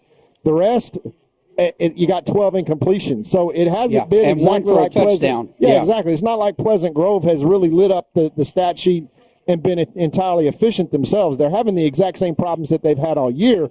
The difference is that they're getting it when it counts. They're the big getting first it downs, when it counts. The It's touchdowns, the big plays. The whole deal. Yeah, it's the big plays. Executing. There's probably 5 plays on both sides. The 2 turnovers for the Buckeyes obviously was deep in our own territory. Both as Pleasant Grove were driving for even more points. This could very easily be a 28-0 game at halftime. Yeah. But also to flip that around, the Buckeyes had Pleasant Grove pinned. Remember, third down and 15 when that 33-yard completion came back, and only 2 of the of completions that they had in the second quarter, but it was for a first down that kept the drive alive. So for the Buckeyes, it's all about saying, hey, look, we're in this game, guys. Let's forget that first half. Let's turn up the intensity. Let's match Pleasant Grove in terms of, kind of the pep in the step and the hustle and, the details, tackling, which was kind of atrocious for the Buckeyes in the first half, and get themselves control of the offensive line, put a drive together here, and we're one play away, Jeff, from this being a 14-10 ball game, and then all bets are off. Yeah, that's right, Todd. And we are a long way. We got a whole half of football to play. Anything that can happen. And again, like I said, I always count on our coaching staff to make great adjustments. I think that's what you'll see this next half. I want to remind you that this team got beaten in double overtime by Kilgore, 37-30. And so you're talking about a caliber team like Kilgore, which the Buckeyes did beat and are capable of beating this one. And Pleasant Grove, for some reason, always matches up against us so well. I don't know why, but we mentioned it in the first quarter when the game started. Out of the last 8 years, Gilmer has 4 district championships. Pleasant Grove has the other 4 district championships in the last 8 years. And then if you go 10 out of the last 10 years, between these 2 teams, you've got 7 state championship appearances with 4 state championships between the 2 of them. So you're looking at a powerhouse that just happens to be in the same dadgum district together. And so we're ready now for the kickoff. It's Pleasant Grove kicking off to the Buckeyes, which is great news. And we're going to see if the offensive unit can get something going after making some adjustments. I look for big things. All right, here's the kickoff. It is going to be fielded on about the 7-yard line. Number 7, Webb, coming up inside. Great job by Pleasant Grove, wrapping him up. He got back out to the 17-yard line. So 1st and 10 from the 17 for Gilmer. Yeah, and offensively, it's all about that offensive line, Jeff. And the strength for these Pleasant Grove Hawks is their front 4. they've managed to create chaos and penetration for every game that they played, including Kilgore, which we saw how good their offensive line was. But for the Buckeyes, it's about execution and figuring out a way to keep the drives alive. 5 third-down conversion opportunities. The Buckeyes 0 for 5 in the first half. All right, here we go. First play, second half. They're going for it. Look at this, wide open, number 7, Webb on the post route all the way across, flips the field down to the 35-yard line, and the Buckeyes just came out attacking right off the bat. If you look at the replay here, McCowan drops back and just throws a dime, perfectly thrown ball, and great job there by Webb reeling it in. Here's a handoff around the right side. Zade Taylor trying to get outside, and he gets chased down, and that's going to be probably a loss if he got back to the line of scrimmage. Yeah, the Buckeyes trying to play quickly after that quick strike to flip the field down inside the 40-yard line, and quite frankly, Brent Webb ran right by the guy in the secondary. All right, pulling back, throwing downfield, and I think we just had maybe a blown route there as McCowan thought one of his guys were going to be somewhere they weren't, and that is going to fall incomplete and bring up 3rd and 11. Yeah, those are the key things right there, Jeff. You just saw it on that play. Just the miscommunication, and that detail now creates a 3rd down and 11. The Buckeyes with the big play trying to get some momentum, and suddenly now they're down 3rd down behind the chains. Got to have something manageable here because it's 4-down territory inside the 40. Got to have a positive play. Yeah, I think go deep again. And McCowan does a good job. What a catch there by Jeremiah Noble. And Jeremiah not quite to the first down marker, but what a great job McCowan does throwing it as he's falling. And then Jeremiah Noble reeling it in, just dives like Superman and pulls it in. It was a great job. And you got trip receivers to the left side. One back in the backfield, it's Taylor. They're going to quick pass, and it is going to fall incomplete. Pass was intended to number 7, Webb. If he could have got that there, we had some blocking there.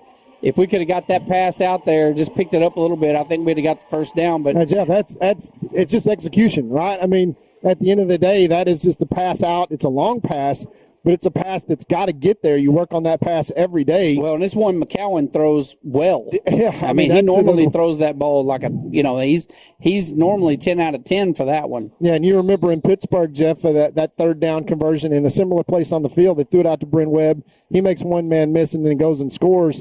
And instead of converting on the first drive with a big play to Webb, it's nothing really but a really good punt, and Pleasant Grove takes over on downs. All right, quarterback dropping back, looking to pass, and he tries to dump. He does dump one right out over the middle, and it's thrown low, but it is caught. And again, another big first down on pass. That was number 33 who had the first down at the end of the second quarter. And Pleasant Grove moving the football down the field. He does a good job of scooping that out of the dirt. Yeah, I can't believe that they're saying that was a catch. Well, they may not be. They're talking it over, and he may be saying that hit the turf. I'm not sure what he's talking about. Yeah, they blew it dead. There's no review in high school, but nobody blew the whistle. But that obviously bounced. You heard it bounce up here from upstairs. You heard that bounce, and that was not a completion. Everybody rushed to the line of scrimmage like it was a completion. All right, they're going to... Here's another break that Pleasant Grove gets. Moves the chains, and that was just a blown call, quite frankly. I'm right on top of it. You got the baseball player that makes a good catch on the hop, but that is a break that the Buckeyes are going to have to figure out a way to get back. Handoff up the middle. And somehow or another, we're just failing to pull him down. This guy's not that bigger guy, but he just runs 10 yards for a first down, as we're just not wrapping up and getting the tackle here. Yeah, just not tackling. And again, Jeff, this is picked up right where we left off in the first half. Just the lack of execution where it counts, and the Buckeyes are going to have to bow their neck and turn the tide here. They get the big play, first right out of the box to start the second half, unable to convert on 4th down. Handoff number 13 once again up the middle, and Brandon Bates and Gillian pull him down after a gain of about 5, maybe 4. Second and 6. Trey Lee hits him in the backfield, but he keeps his feet. And if you let a back run enough and think that he can run through tackles, he kind of does. And right now, once again, it's just the Buckeyes' execution. It's all about just those little things. And at a high-level game like this, Jeff, that's what it takes is execution. Well, another turnover would be good. I think the Buckeyes are good for at least one more. They're going to throw this one up wide open. Number 19, forced out of bounds by number 3, Butler. Yeah, Butler got turned around on that route and lost plenty in coverage. And once again, it's just a one little thing, and execution got caught with his eyes in the backfield. And now it's Pleasant Grove that's driving up 14-3. The Buckeyes got to have a stop here. Handoff. Number 13, left side, lowers his head. And they're trying to get him in there with a scrum. They're going to bring him to the ground, but he's going to get in, around the 2-yard line. And you just kind of feel like they're definitely good for a touchdown right here. And that's one, Jeff, that will have to be the last one that the Buckeyes allow because, quite frankly, we don't have enough plays. Even if we execute perfectly, we were already up 2 turnovers to none. And if Pleasant Grove just takes care of the football but limits us to those number of snaps, they're gonna be able to run the ball and run the clock. We already had a really fast first half. All right, here's a snap. Quarterback keeper up the middle, and he gets the score. And you see how quick these guys move. I mean, just every one of them is just moving like lightning. And they get the score there on the legs of the quarterback. Nice run there by the quarterback. And I tell you what, this guy's playing lights out tonight. Well, they've gotten every big play, Jeff. You saw an incomplete pass that gets called for a big first down to start this drive. And the referees all look around and say, well, whoops, we just didn't blow the whistle. I mean, I'm standing and looking at it. It was an incomplete pass. It was pretty obvious. And they just take that momentum and go execute and stretch this lead now to 21-3. And so the Buckeyes now are forced to answer. We're going to have to kick it up into another gear, or we'll watch the second straight district championship slip away. We'll be right back after these messages.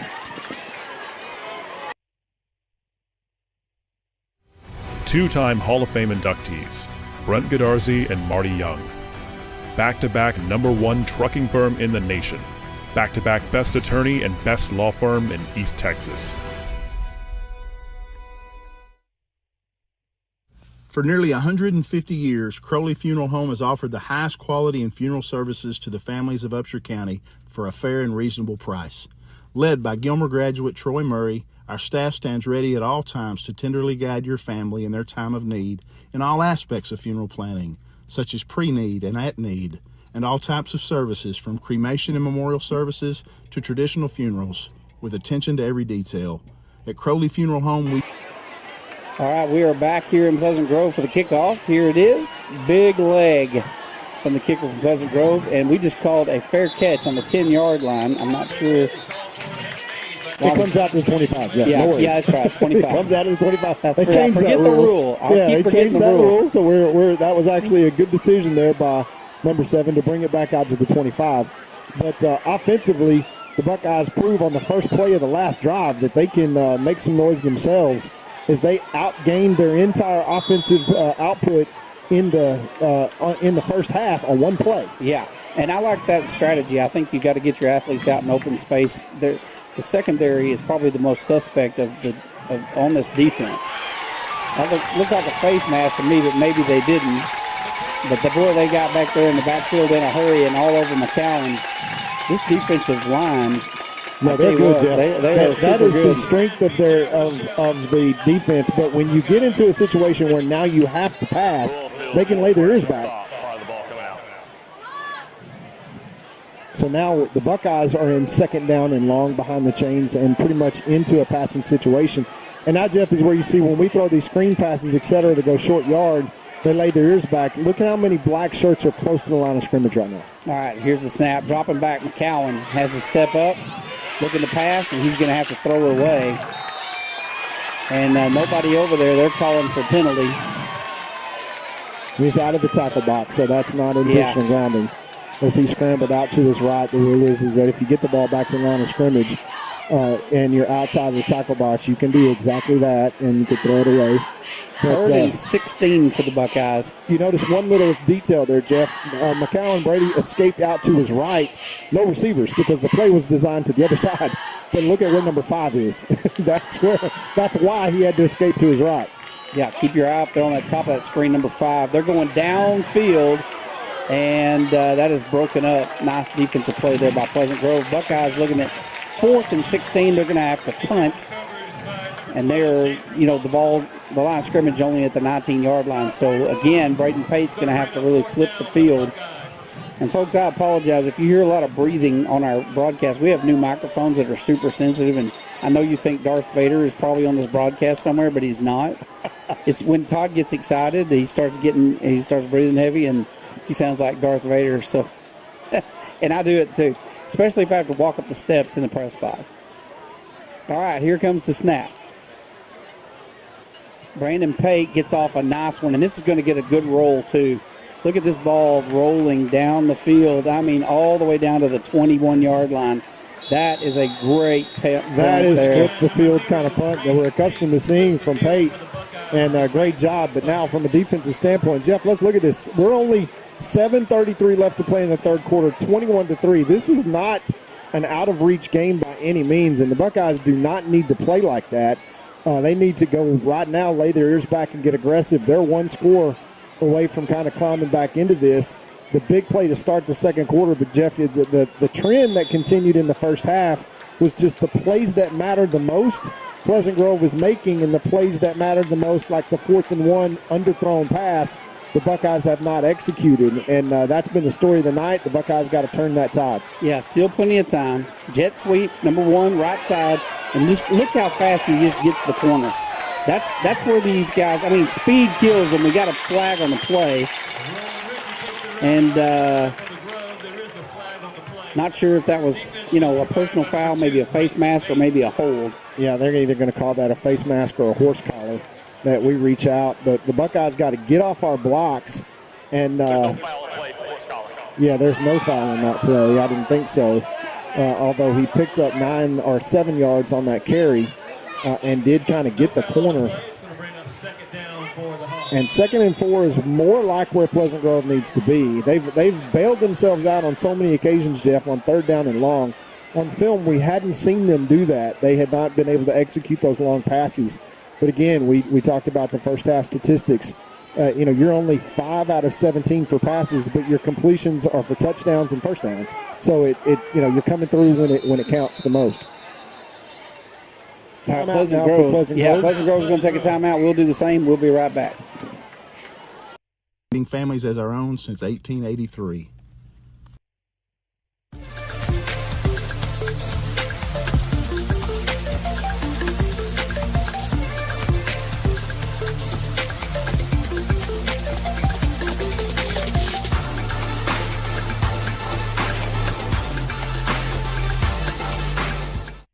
There's a real advantage to being a Gilmer National Bank customer. From the low fees on commercial loans and the hassle-free process and ease of local decisions. If you appreciate personal service and great savings rates, no matter what your age, come see us today in Gilmer or Longview, where the pace is a little slower and the smiles a little brighter. Because we want to hear you say, Gilmer National Bank, that's my bank. Gilmer National Bank, Equal Housing Lender, member FDIC. All right, back in Pleasant Grove, we're looking at 21-3 with 6:59 left to play in the third quarter. Pleasant Grove been in command since the first quarter, and Buckeyes looking to get some momentum going on their side of the ball. 1 receiver to the right, 2 to the left, motion. Fakes the handoff, quarterback keeper up the middle, and a good shoestring tackle there by I believe that was number 5, Guillen maybe? Yeah. Nope, that was 2 Bates. Once again, the quarterback just doing a good job. Very decisive on his run, tucking the ball and getting all that he can get. And that's just kind of the difference in the game right now, Jeff, is that the Buckeyes kind of back on their heels and trying to react. And the aggressors tonight all night long have been Pleasant Grove. Once again, I don't see a striking difference in terms of the talent on both sides of the ball. But it besides just the guys in black really kind of playing one step faster and one step harder like it means more, just no breaks for the Buckeyes. All right, here's the snap. Here we go. Yep, there's a flag on the play. That's illegal procedure, and this is the trend we've seen, Jeff, right? This is no different than what we've seen on film. Pleasant Grove making those mistakes, backing themselves up, putting themselves in a hole. But now let's see if we can translate that into getting off the field, because unlike everything we've seen on film, where Pleasant Grove, for example, against Kilgore, couldn't get out of that hole of 1st and 15, they've been managing on 2nd and 3rd down to make big plays and making up that difference against this black flag. This is right now another opportunity with 6 minutes left to play in the 3rd quarter. The Buckeyes got to translate this to get off the field. All right, here's the snap. Handoff. Look at this. Great tackle. Great job there. I can't see. Was that number, let's see, who was it? Number 3, Butler. Yeah, that's 47 who initially made the play for the Buckeyes. That is Granville. No, that's all 3 right there. We're watching the replay right now. Was that Butler? Trill's not on the field. Was it Noble? Jeremiah? No, G's not on the field. No, that was Butler. That was all Butler. Two wide receivers, wide to the right, one to the left. Motion to the left side. Dropping back. Quarterback gets smashed. And, I mean, he got clocked. I think that was McDonald. We'll watch it on the replay. I mean, McDonald comes from the backside. You can see him getting ready to blitz right here. So they go in motion. He comes, I mean, full tilt and just nails the quarterback. And I'll tell you what, that's a good strategy to start rattling this guy's cage, because he's getting some balls off tonight when it counts. Yes, that is exactly right, Jeff. And getting him off his spots, he is not comfortable. He's a baseball player. He's not a football player. But the Buckeyes have got to figure out a way to get a big turnover here, something to change the momentum. Well, it's 3rd and 25. They hand off around the right side, and he is slung to the ground by number 42, Trey Lee. Trey spins him around and throws him. He does get some good positive yardage, though. But it's going to bring up 4th down and about 18 or 19, so they're going to have to punt tonight. And here is the first punt of the night. The Buckeyes do translate 1st and 15, Jeff, at the beginning of that series into 4th down in a punting situation. 4 minutes left now to play in the 3rd quarter. The Buckeyes going to have excellent field position. Bren Webb standing at his own 45-yard line. And the Buckeyes have to quickly turn this into at least double digits to get this to 11-point game going into the 4th quarter. And then it's just a 2-score game, and that is not insurmountable for the Buckeyes. All right, here's the punt. It is straight up in the air, and it is going to take a little bit of a PG bounce. Good field position for the Buckeyes out around the 41-yard line. And I tell you, whoever called that stunt with McDonald back there, Todd, that was a great call. That was a great call. Yeah. Let's see if it's a momentum changer, Jeff. That's the key thing, is the Buckeyes have been searching for something as a break. And it's weird to say that when the Buckeyes have 2 turnovers. If you'd told Coach Gibson he'd be up 21-3 over the Buckeyes and down 2 turnovers, he probably would not have believed you. But it's the Buckeyes' inefficiency on offense and inability to convert on 3rd and 4th downs. That's what is lacking right now. The Buckeyes have to get that fixed if they can, Jeff. They're still very much in this game. Yeah, they're going to have to start taking some real chances, though. Handoff up the middle, running hard. I didn't see who the runner was. That's true. Was that Butler? Okay. Yeah. So that was good for about a 4-yard gain. It's going to bring up 2nd and 6. And, Jeff, a 4-yard gain on 1st down is excellent. That's exactly where the Buckeyes need to be. I'll take that all day long. All day long. And as long as we're not going backwards and we're continuing with positive momentum, and, again, that's a run. Number 5, Jackson makes that tackle, but we get a 4-yard gain. So we got 3:18 left to play in the 3rd quarter. So Buckeyes are going to have to start putting the ball in the air for some big plays. Butler is going to lose a yard on that one. And, again, just look how fast they come. That was number 5, Jackson, that just comes out, from that defensive end position and just nails him. Yeah, that's a screen pass, and we don't get the guys blocked. I mean, we got white jerseys out there, and Trill, our fastest guy on the field, and now a 2nd down and 6 is turned into 3rd down and 7. Yeah, we got to put the ball down the field. This is where we've got to convert. It's just that simple. Offensively, we have been anemic kind of all night long, and the reason has been because we can't sustain drives, and 3rd down and long is our problem. All right, they're going to have to go deep on this one. McCowan running for his life. He decides to put it on the ground. Look at this. Picks up the 1st down. Nice run by McCowan. That was about a 14-yard run.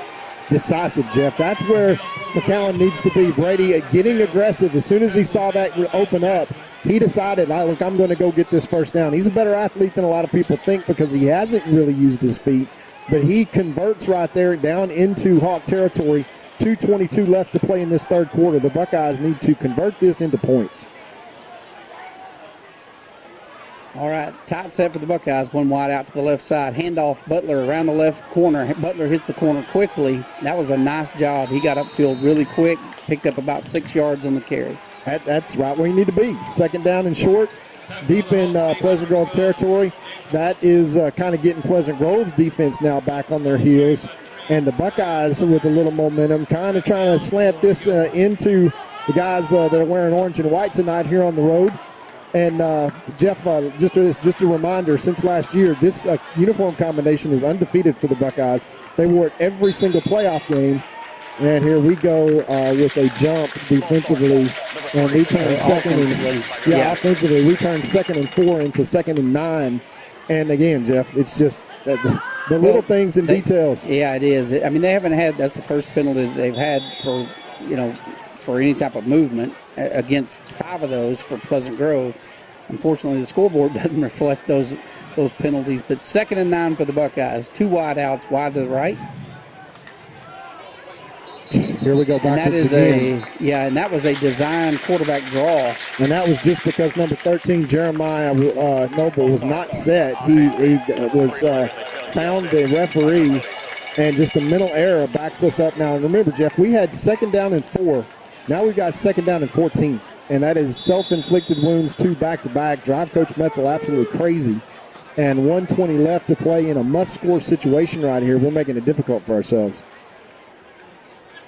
2 receivers wide to the right, 1 to the left. You got Caden Tennyson over to the left.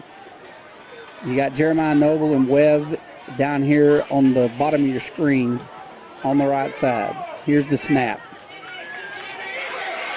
And they're going to chase him down from behind for the sack. And we just cannot stop that big defensive line. I believe that might have been number 15. That's number 15, Jeff. And he's been back there all night tonight. Yeah, when you know a pass is coming, they just lay their ears back, right? I mean, that's the strength of their team. And the difference is that we had them in 2nd and 4 back on their heels because they didn't know which play was coming. It's a little bit different when it's 2nd and 14 and we know that they got to put the ball in the air. To get a deep route down, it takes time, and he just basically beats us around the left-hand side and runs Brady down from behind. Now we've got 3rd down and 20. All right, motion from Webb. Chops back. And he is, Webb catches it, but he's going to get back maybe to the line of scrimmage. And I'm telling you, that we are just absolutely unable to stop that defensive front of Pleasant Grove. They are so quick, and they get around the outside so quickly. They just collapse the pocket. I mean, these guys, I'm going to tell you, they are the real deal. Well, we knew Pleasant Grove was good, Jeff. They're one of the best 3 teams in the state. The problem is that one of the 2 other best teams in the state right now is not playing like it.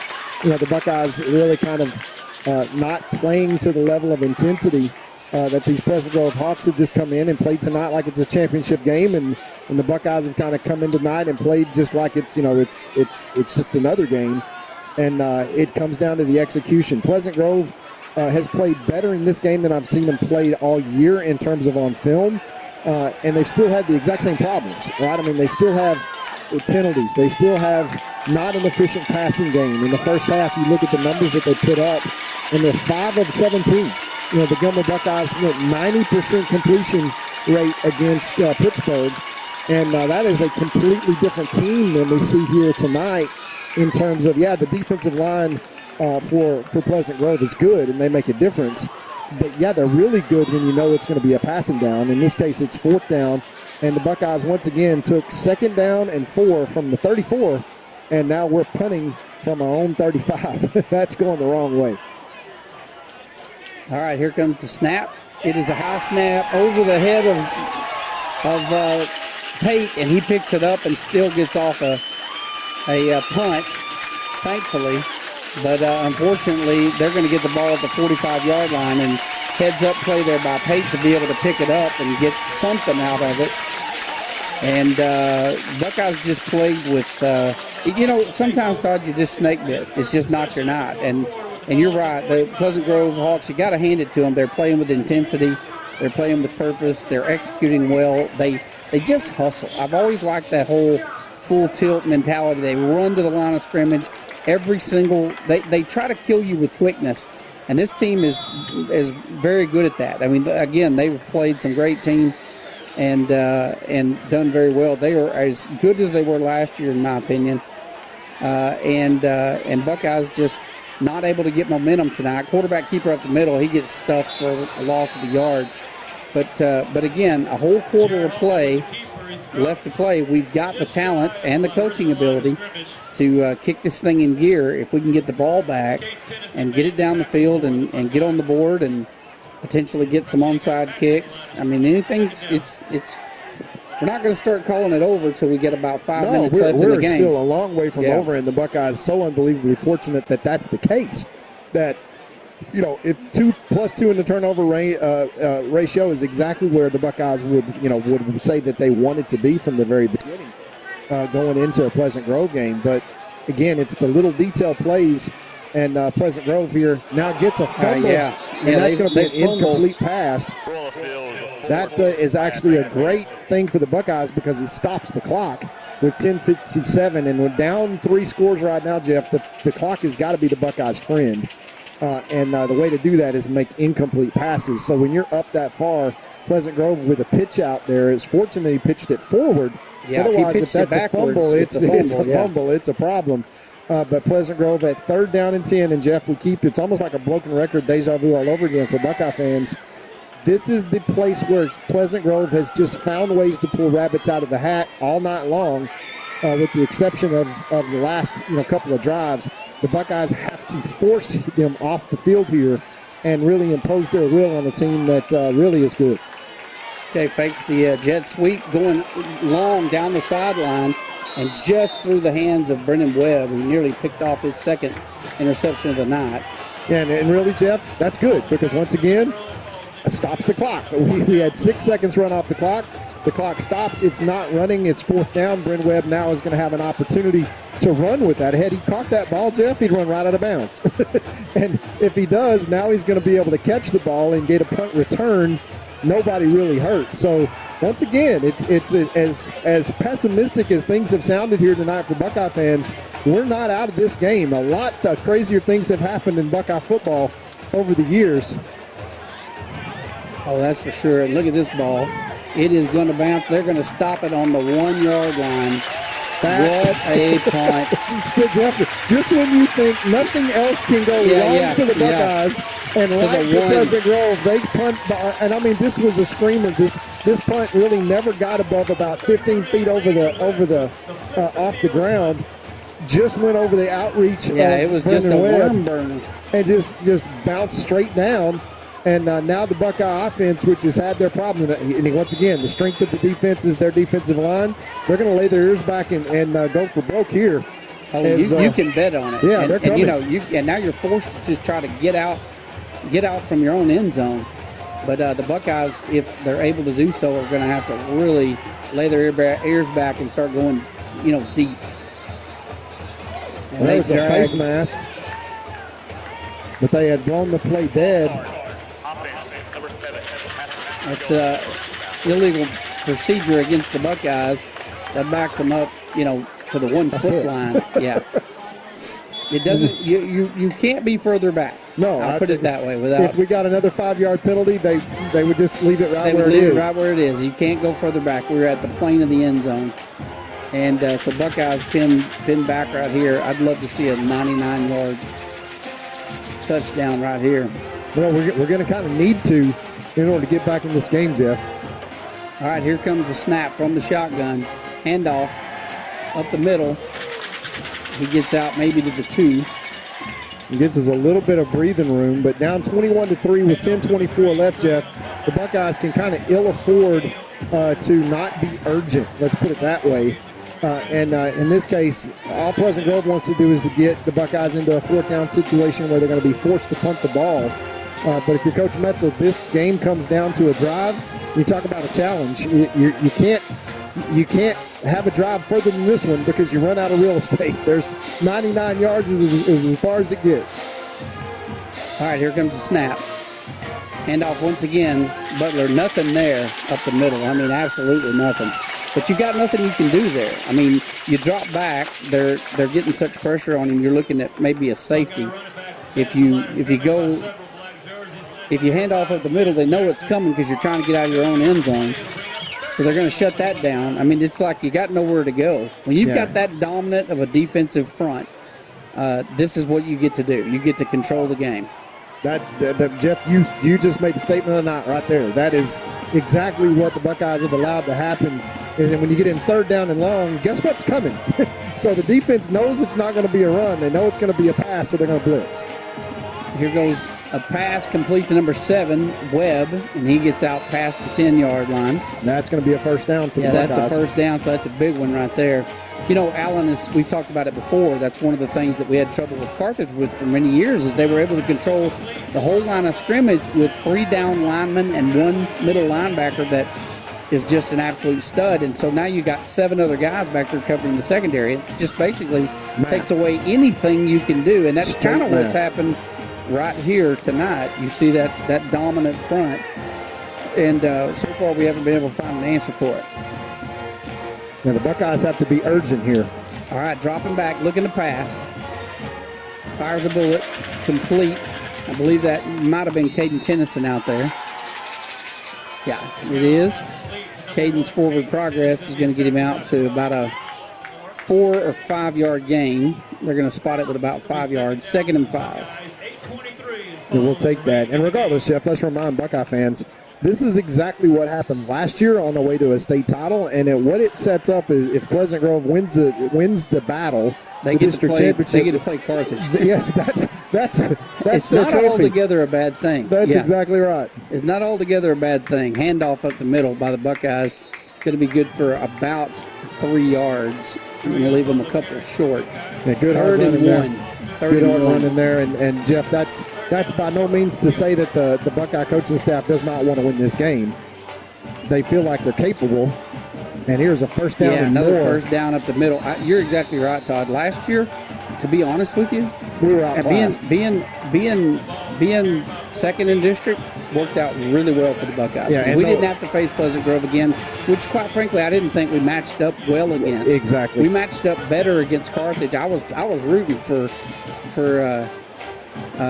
Carthage in that game big time because I'd rather have taken on Carthage last year than Pleasant Grove. And so who knows, we may see a repeat again this year. Look what a good job they do in open field tackle. They get up there, they wrap up.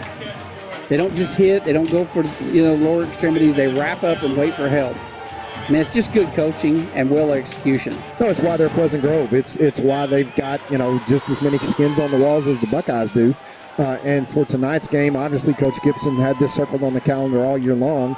Buckeyes still not out of this, but we're half a quarter down, just getting out of our own end zone now. We've got to get some urgency. Firing one, bounces off the helmet of Caden Tennyson. That's going to bring up 3rd and 2.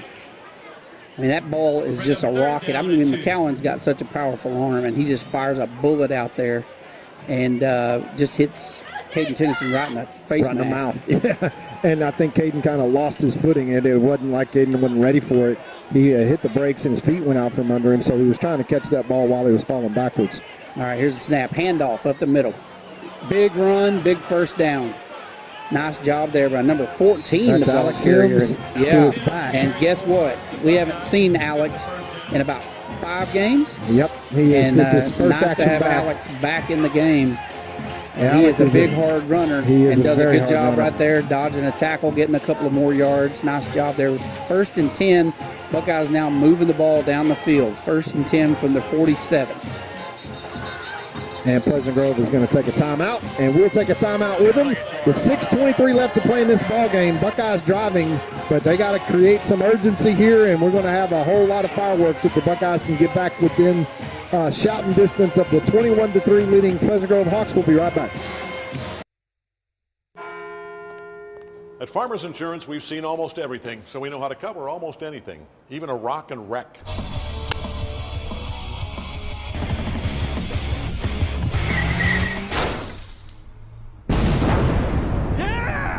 He rocked and rolled right into it, but we covered it. At Farmers, we know a thing or two because we've seen a thing or two. We are farmers. Bum, bum, bum, bum, bum, bum.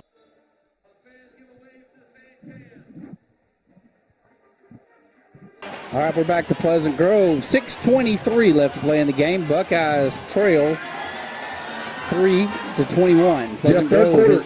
Third quarter stats, Gilmer has had 70 yards, which doubles their output from the first half, but only 2 first downs. Pleasant Grove only 80 yards, but 5 first downs. Once again, executing on the plays that matter. That's been the story of the night. 2 receivers right, 1 left. Drops back. McCowan looking to go long.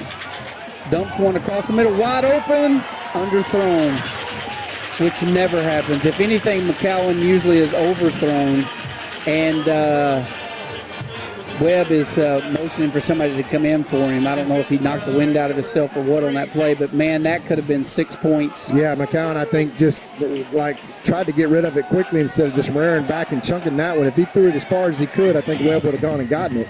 Butler, handoff, right side, bounces outside, looking to run, tripped up, gain of about 3. 3rd and 7 for the Buckeyes. Man, that one you'd love to have that opportunity back. And that was a touchdown. That was 6 right again, there. Jeff, that's the story of the night. You get the huge opportunity and just don't convert it. Same thing on the 4th down play. It's just uncharacteristic, but at the wrong time. Yep. You pick a bad time to have an off night, right? Happens to us all. Handoff up the middle. Look at this. Big run by Butler. Cuts to the right side. He's going to be forced out of bounds at the 20.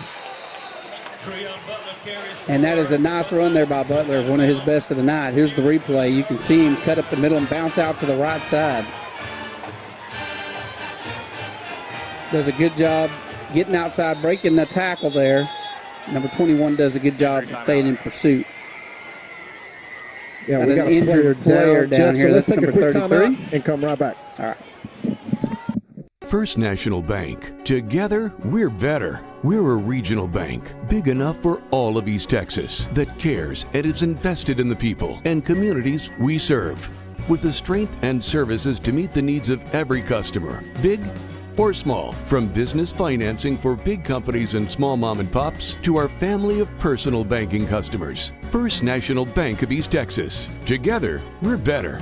And we think that's kind of a big deal. When tragedy strikes, you don't want to be in a position where you're second guessing your lawyer's ability or the resolve to get you fairly compensated. When you hire Godarzi & Young, you know you're hiring a law firm that has nationally ranked settlements and verdicts. We have over 2 decades of experience holding 18-wheeler companies accountable for their negligent action.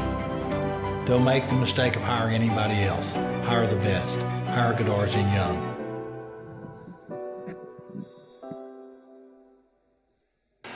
All right, 5:34 left to play in this game. Pleasant Grove leads 21-3. Buckeyes, big momentum, moving downfield. Several first downs on this drive. Dropping back, McCowan going for the end zone. Got a man and can't get there. Jackson just underthrown just a bit. I thought Jackson was going to come back for it, but he's unable to come back and pick that one up. That's another touchdown opportunity. Jeff, you just said it. I mean, how many opportunities can we have that we just miss? And tonight it's been like every one of them.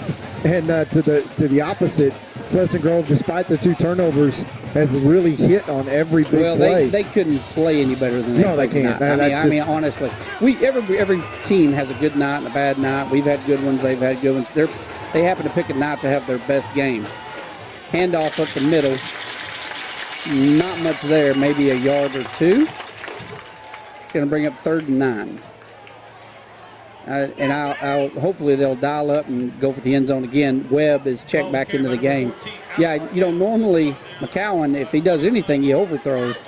And so we've seen about 3 passes tonight underthrown, which is uncharacteristic, of course, of him.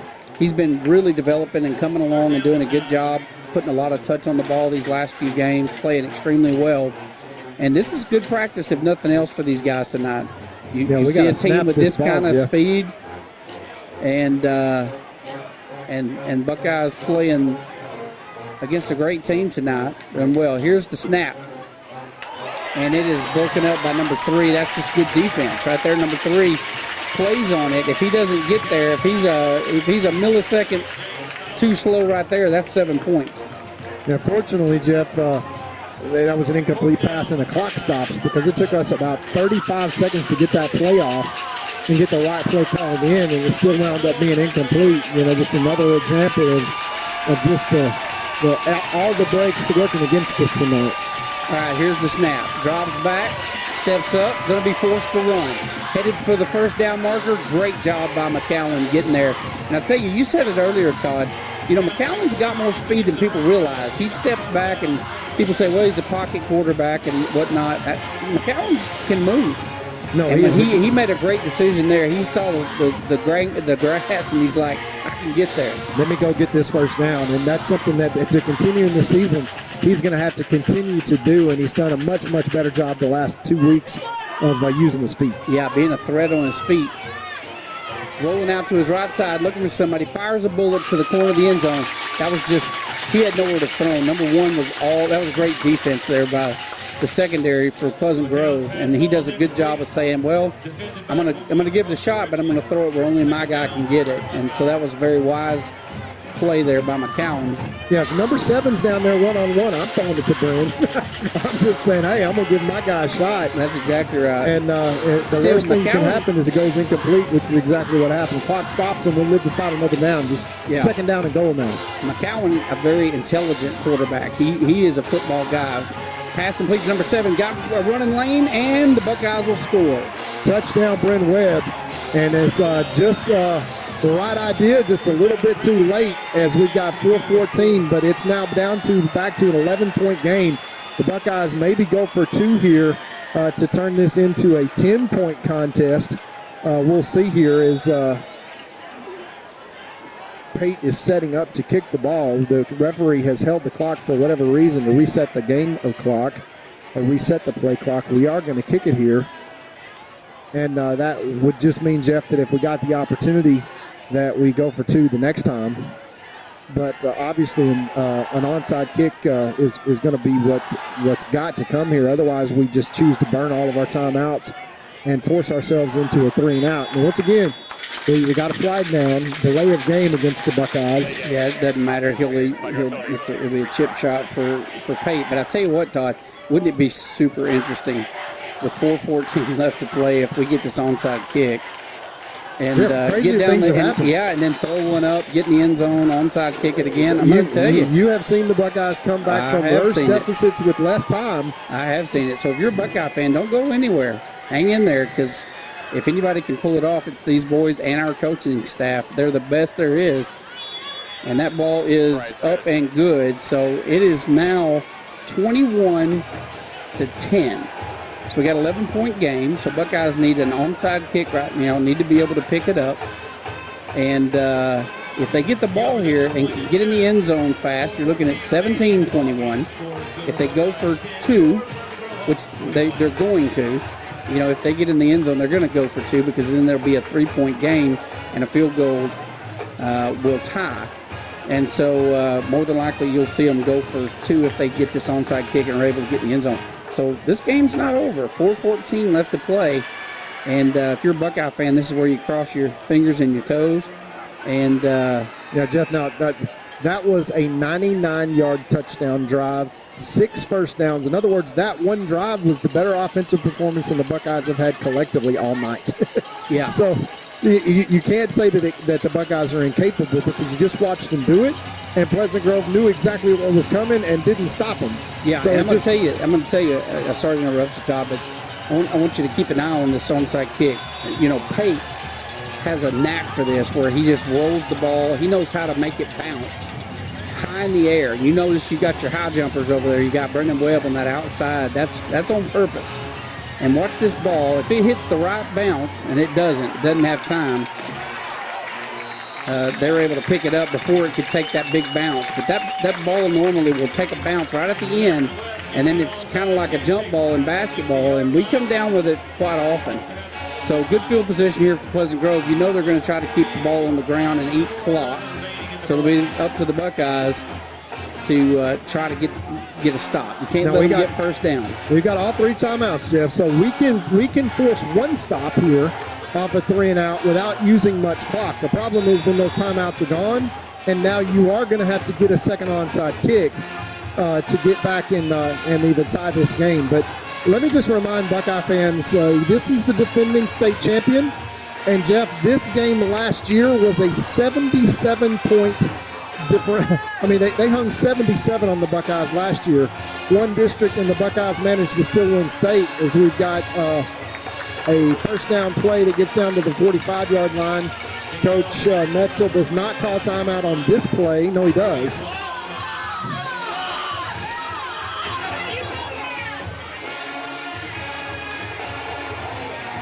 Yes, he does call time. Well, now the clock is running again.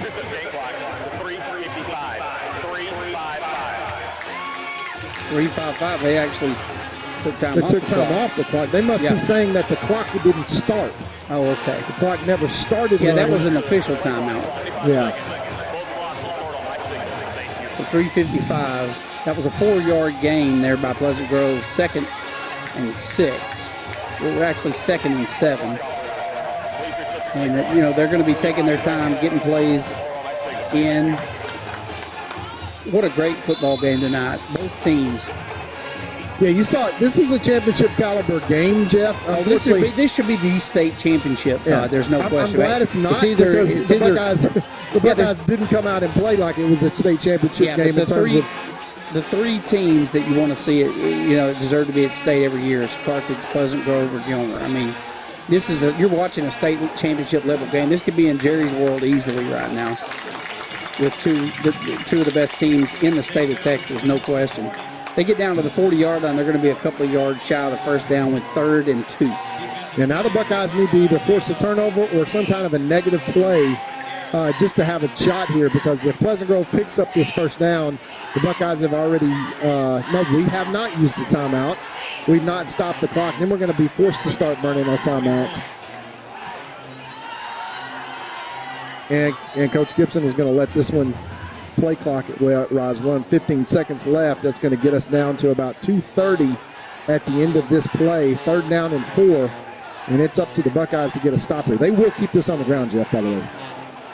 Yeah, handoff up the middle, lowers his head. Nice job there by number 15? Who is that? Yeah, and there we will take a timeout. Nice that was a nice quick tackle there by number 15, getting out and getting some penetration. That was Ector, who this is his first game back. Haven't even seen him on the field tonight, but him and Sims both back in this game, for the first time. He's been out for about 5 games as well. Yeah, so we got 4th and 4 now. I think Coach Gibson realizes that if I go for it here and I do not make it, the door stays open. So with 2 timeouts left, the Buckeyes obviously can have a quick strike. Big arm by McCowan. You saw that triple move from before. He just kind of underthrew Bryn Webb. Otherwise, we would have scored a lot quicker. So all is not lost here in this game, Jeff. Let me just emphasize that there are several possible ways.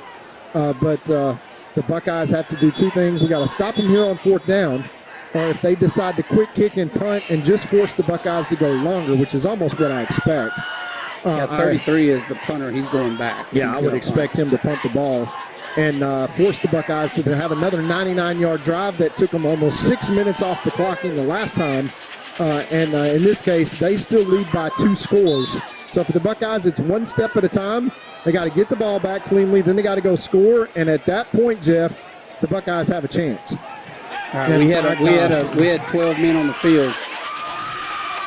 And they kicked it right in the field, into the end zone. Gave them the first down. Yeah, because we just had a Buckeye that was being sent out on the field, I think, or he thought he was supposed to be there, was trying to get off the field. So we're going to get a penalty, 12 men on the field, and that's just been kind of the story of the night. It really has, and those things happen to both. To I've seen good teams where you just have one of those nights, you're snake bit, and the other team plays lights out, and you can't seem to get the momentum on your side and going. It's just kind of been one of those nights, which is very frustrating for your coaching staff and the players. But that has just been the way it has been tonight. If you played this game again tomorrow, Buckeyes might win 21-10. But tonight it's been Pleasant Grove with the control of the game, both sides of the ball, for the majority of it. And you got to take your hat off to them. They played a great game. They're good athletes. They're well coached. The Buckeyes have done, I think, considering the bad luck we've had, I mean, with things like you just saw that happen, I think, an 11-point gap between a team like this is actually respectable. Oh, and again, Jeff, and again, remember what happened. We keep saying it, but for those that are joining this late, last year Pleasant Grove took the district championship, and Gilmer took the state championship. Well, Jeff, it's the battle in the war, right? At the end of the day, it was a wholesale. We got to start all over again on defense last year after Pleasant Grove came out and hung over 70 points against the Buckeyes. Obviously, one of the most incredible shifts I've ever seen in midseason. They lose 16 starters, and that's not the same team here that we see tonight. Quite frankly, I think the Buckeyes probably have a really good chance against Pleasant Grove 8 out of 10 times. But if you're going to lose a game right now, this is not a bad one to lose, because they just earned themselves the right to go play Carthage in the playoffs. Yeah, he cuts that one up. He's taking that one to the 5-yard line. That was a nice run there by Pleasant Grove, just around the corner. But, I'm going to tell you, Pleasant Grove is going to take a victory tonight, and thus the state championship.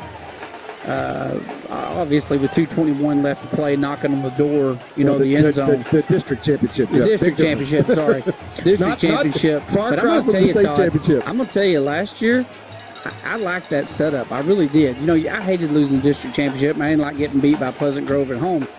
But I'll tell you, I was actually grateful. I was like, that might be one of those unanswered prayers, one of those blessings that you say, let them go beat each other up, Carthage and Pleasant Grove, which is what's going to, happen again. Quarterback keeper up the middle. He gets down to about the 4-yard line. I've been impressed with this quarterback tonight. This number 4, Pleasant Grove, man, he is a competitor, and you see it on both sides of the ball. You got the Buckeyes who just, man, the guys just give every play. They never give up. You got Pleasant Grove the same way. This is what you want to see on Friday night. You want to see two well-coached teams. There have been great sportsmanship in this game tonight. You haven't had a lot of, crazy unsportsmanlike penalties. You haven't had any fights. Two teams that really respect each other, two coaching staffs that respect each other, and both teams have played really hard tonight. Pleasant Grove has had the momentum in this particular game, but again, if they play tomorrow, it may not happen. And they're going to get in for another touchdown, and that'll seal the deal tonight on the last penalty for the Buckeyes that gave them the first down and thus the score. But, again, you play this same game tomorrow, it may be a different outcome. So this season is a long way from over. A lot of times last year people would say, what's going on with the Buckeyes? Are we going to be okay? We got beat by Pleasant Grove. We lost a couple of games in preseason. And we're like, yeah, we'll probably go win the state championship. I'm going to tell you, the same exact thing could happen easily again this year. We've got a great team that I believe is state championship level team. So I think Buckeyes go back to state and have a good chance of winning it. Well, I think, Jeff, the lesson that's learned tonight is you got to get off the bus and bring the intensity and bring your A game, because this is not at this caliber of a team that you're playing.